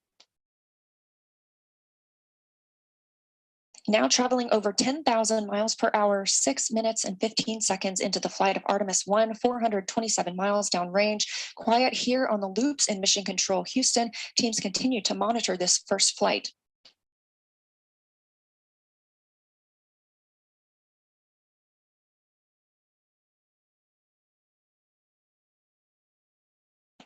About a minute and a half now until that core stage main engine cutoff time.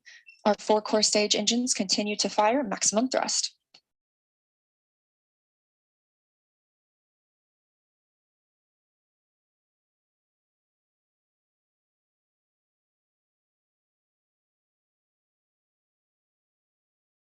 Coming up on 7 minutes since launch today, now traveling over 12,800 miles per hour, 563 miles downrange. Again, still quiet here in Mission Control Houston.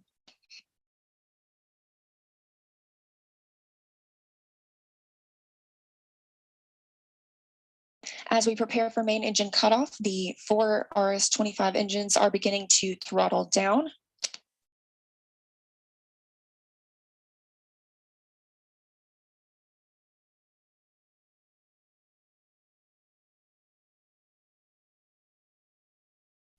"30 seconds now until core stage main engine cutoff. All 4 engines continue to throttle down.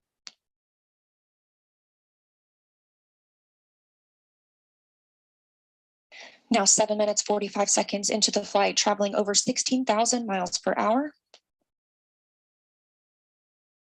Continuing to hear good calls here in Mission Control Houston.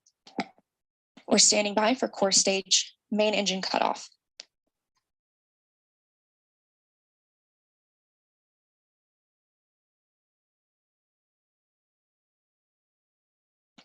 And we have confirmation of core stage main engine cutoff. Orion is now in Earth's orbit. The flight dynamics officer reports that we have a nominal main engine cutoff. And we just heard the call for core stage separation. That means Orion and the interim cryogenic propulsion stage are now flying free from the core stage of the Space Launch System. The next milestone will be solar array deploy approximately 18 minutes after liftoff. But before Orion stretches its wings, let's check back in with our friends at Kennedy Space Center and hear all about what it was like to hear the rocket roar off the launch pad. Megan and Kayla, I've got to hear all about it.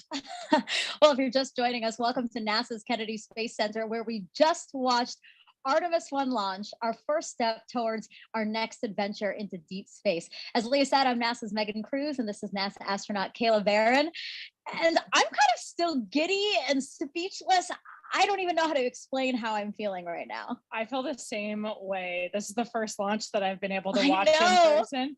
And I've got to say, it was incredible. I was just, it took my breath away and I was tearing up. Just what an amazing accomplishment for this team, this international team, people who have been dedicating their careers to getting this rocket off the ground and taking the first step to getting a crew on that vehicle back to the moon. It was just incredible. Yeah, this is a moment I think that we're all going to remember where we were when we saw this sort of thing, you know what I mean? And it was great to see, again, when we entered into terminal count, everybody here just started cheering, you know, coming out to get a really good view. And boy, I mean, it lit up the night sky and it just shook everything around us. Did you feel that? Like in my bones, I felt that. Oh yeah. The cool thing is just kind of the delay between what you see and what you hear, because of course the sound travels a little bit slower.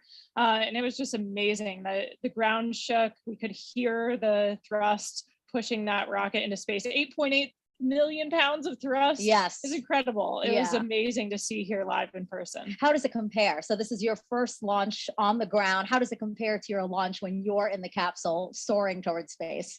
I mean, equally emotional, I think. We train for everything. And so when we're in that capsule waiting for launch, we're just running our procedures. You could almost, you know, trick us and say that we're in the simulator and it wasn't real. But like in that moment of liftoff, when the thrust builds underneath you, like we saw it today, it's just hard not to be overwhelmed by the emotional experience, the excitement, the joy of that moment. It's incredible. Yeah, I think we can't say it enough. This team really deserved this moment. They've been working so hard for this moment. When I heard that we got into terminal count, it was, I felt a sense of relief and excitement for them that I think everybody here did. You know, we really wanted them to succeed. We really wanted to see the launch today. And wow, I will never forget this. Me neither. It was an incredible experience to be here and see that happen. Yeah. Was there anything that was particularly surprising to you? Again, this is your first launch. You know, what were you expecting? You know, I think we also had a nighttime launch for our launch. And so I think one thing you underestimate is how much it lights up the night sky. Yes. We were able to watch it all the way through that trajectory. We were able to see the boosters separate and everything. So it was just an incredible view. It's amazing how much you get to see of the flight path when it's at night and sliding up the sky. Yeah, and I don't know if you noticed this, but we see the moon here, and the trajectory of the rocket looked like it was flying towards you. You know what I mean? I was like, oh my God, that's so poetic. It's so beautiful. I'm so glad we launched today. Yeah. Wow. Congratulations to the team. It's incredible. We're going to head over to Daryl, who was at the launch team. Daryl, you got to count us down through that, through liftoff. I mean, how was that being in the launch control center with them? Well, Megan, it was something else. I got to tell you, you're looking live inside the firing room where Charlie Blackwell Thompson is about to address her team after a whole lot of hard work and preparation to get to this moment.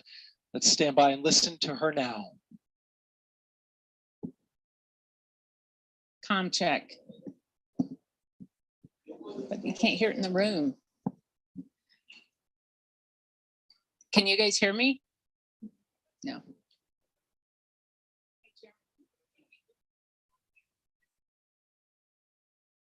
I can hear me, but the room can't. Can you hear? It's the guys.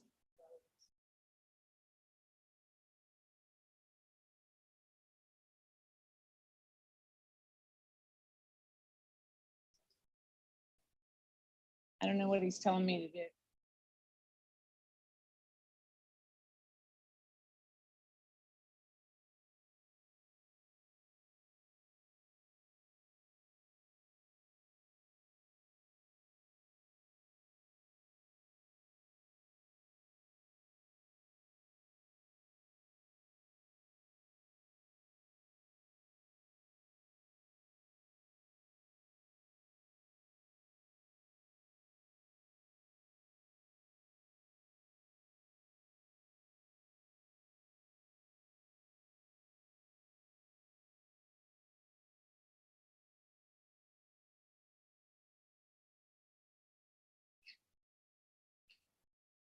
is here.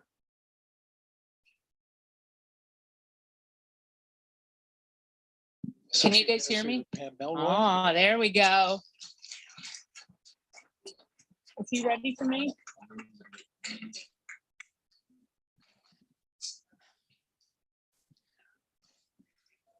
Well, for once, I might be speechless. So you guys know I have talked a lot about appreciating the moment that you're in. And we have worked hard as a team. You guys have worked hard as a team for this moment. This is your moment.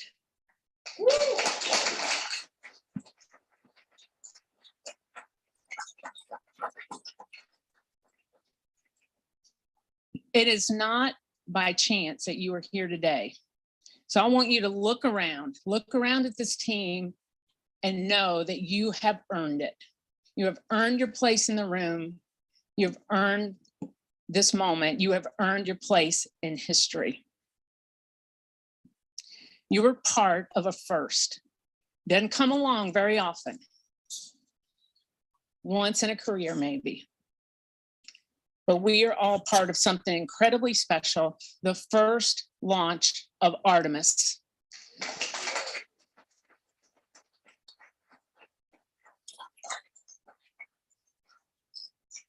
The first step in returning our country to the moon and on to Mars.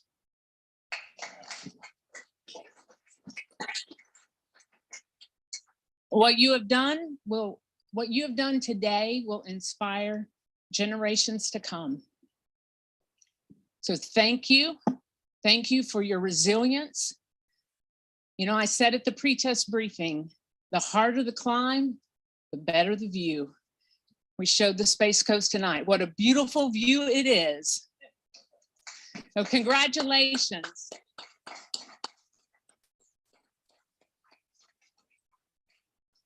So we got a couple of traditions here in launch control. And the first one is when you're in the position for the first time, you get a tie cutting. And so I have my launch director scissors. And I'm going to get my tie cut by a couple of legends that are here. And then anyone who wants their tie cut will be making the rounds in the firing room. You got your console chiefs. If they want to do it, that's fine. If you want me to do it, you might have to wait a little while, but I'll stay all night if I have to. It'll be my pleasure to cut ties. So I'm going to take care of mine. And then I have one other presentation that I want to make this evening.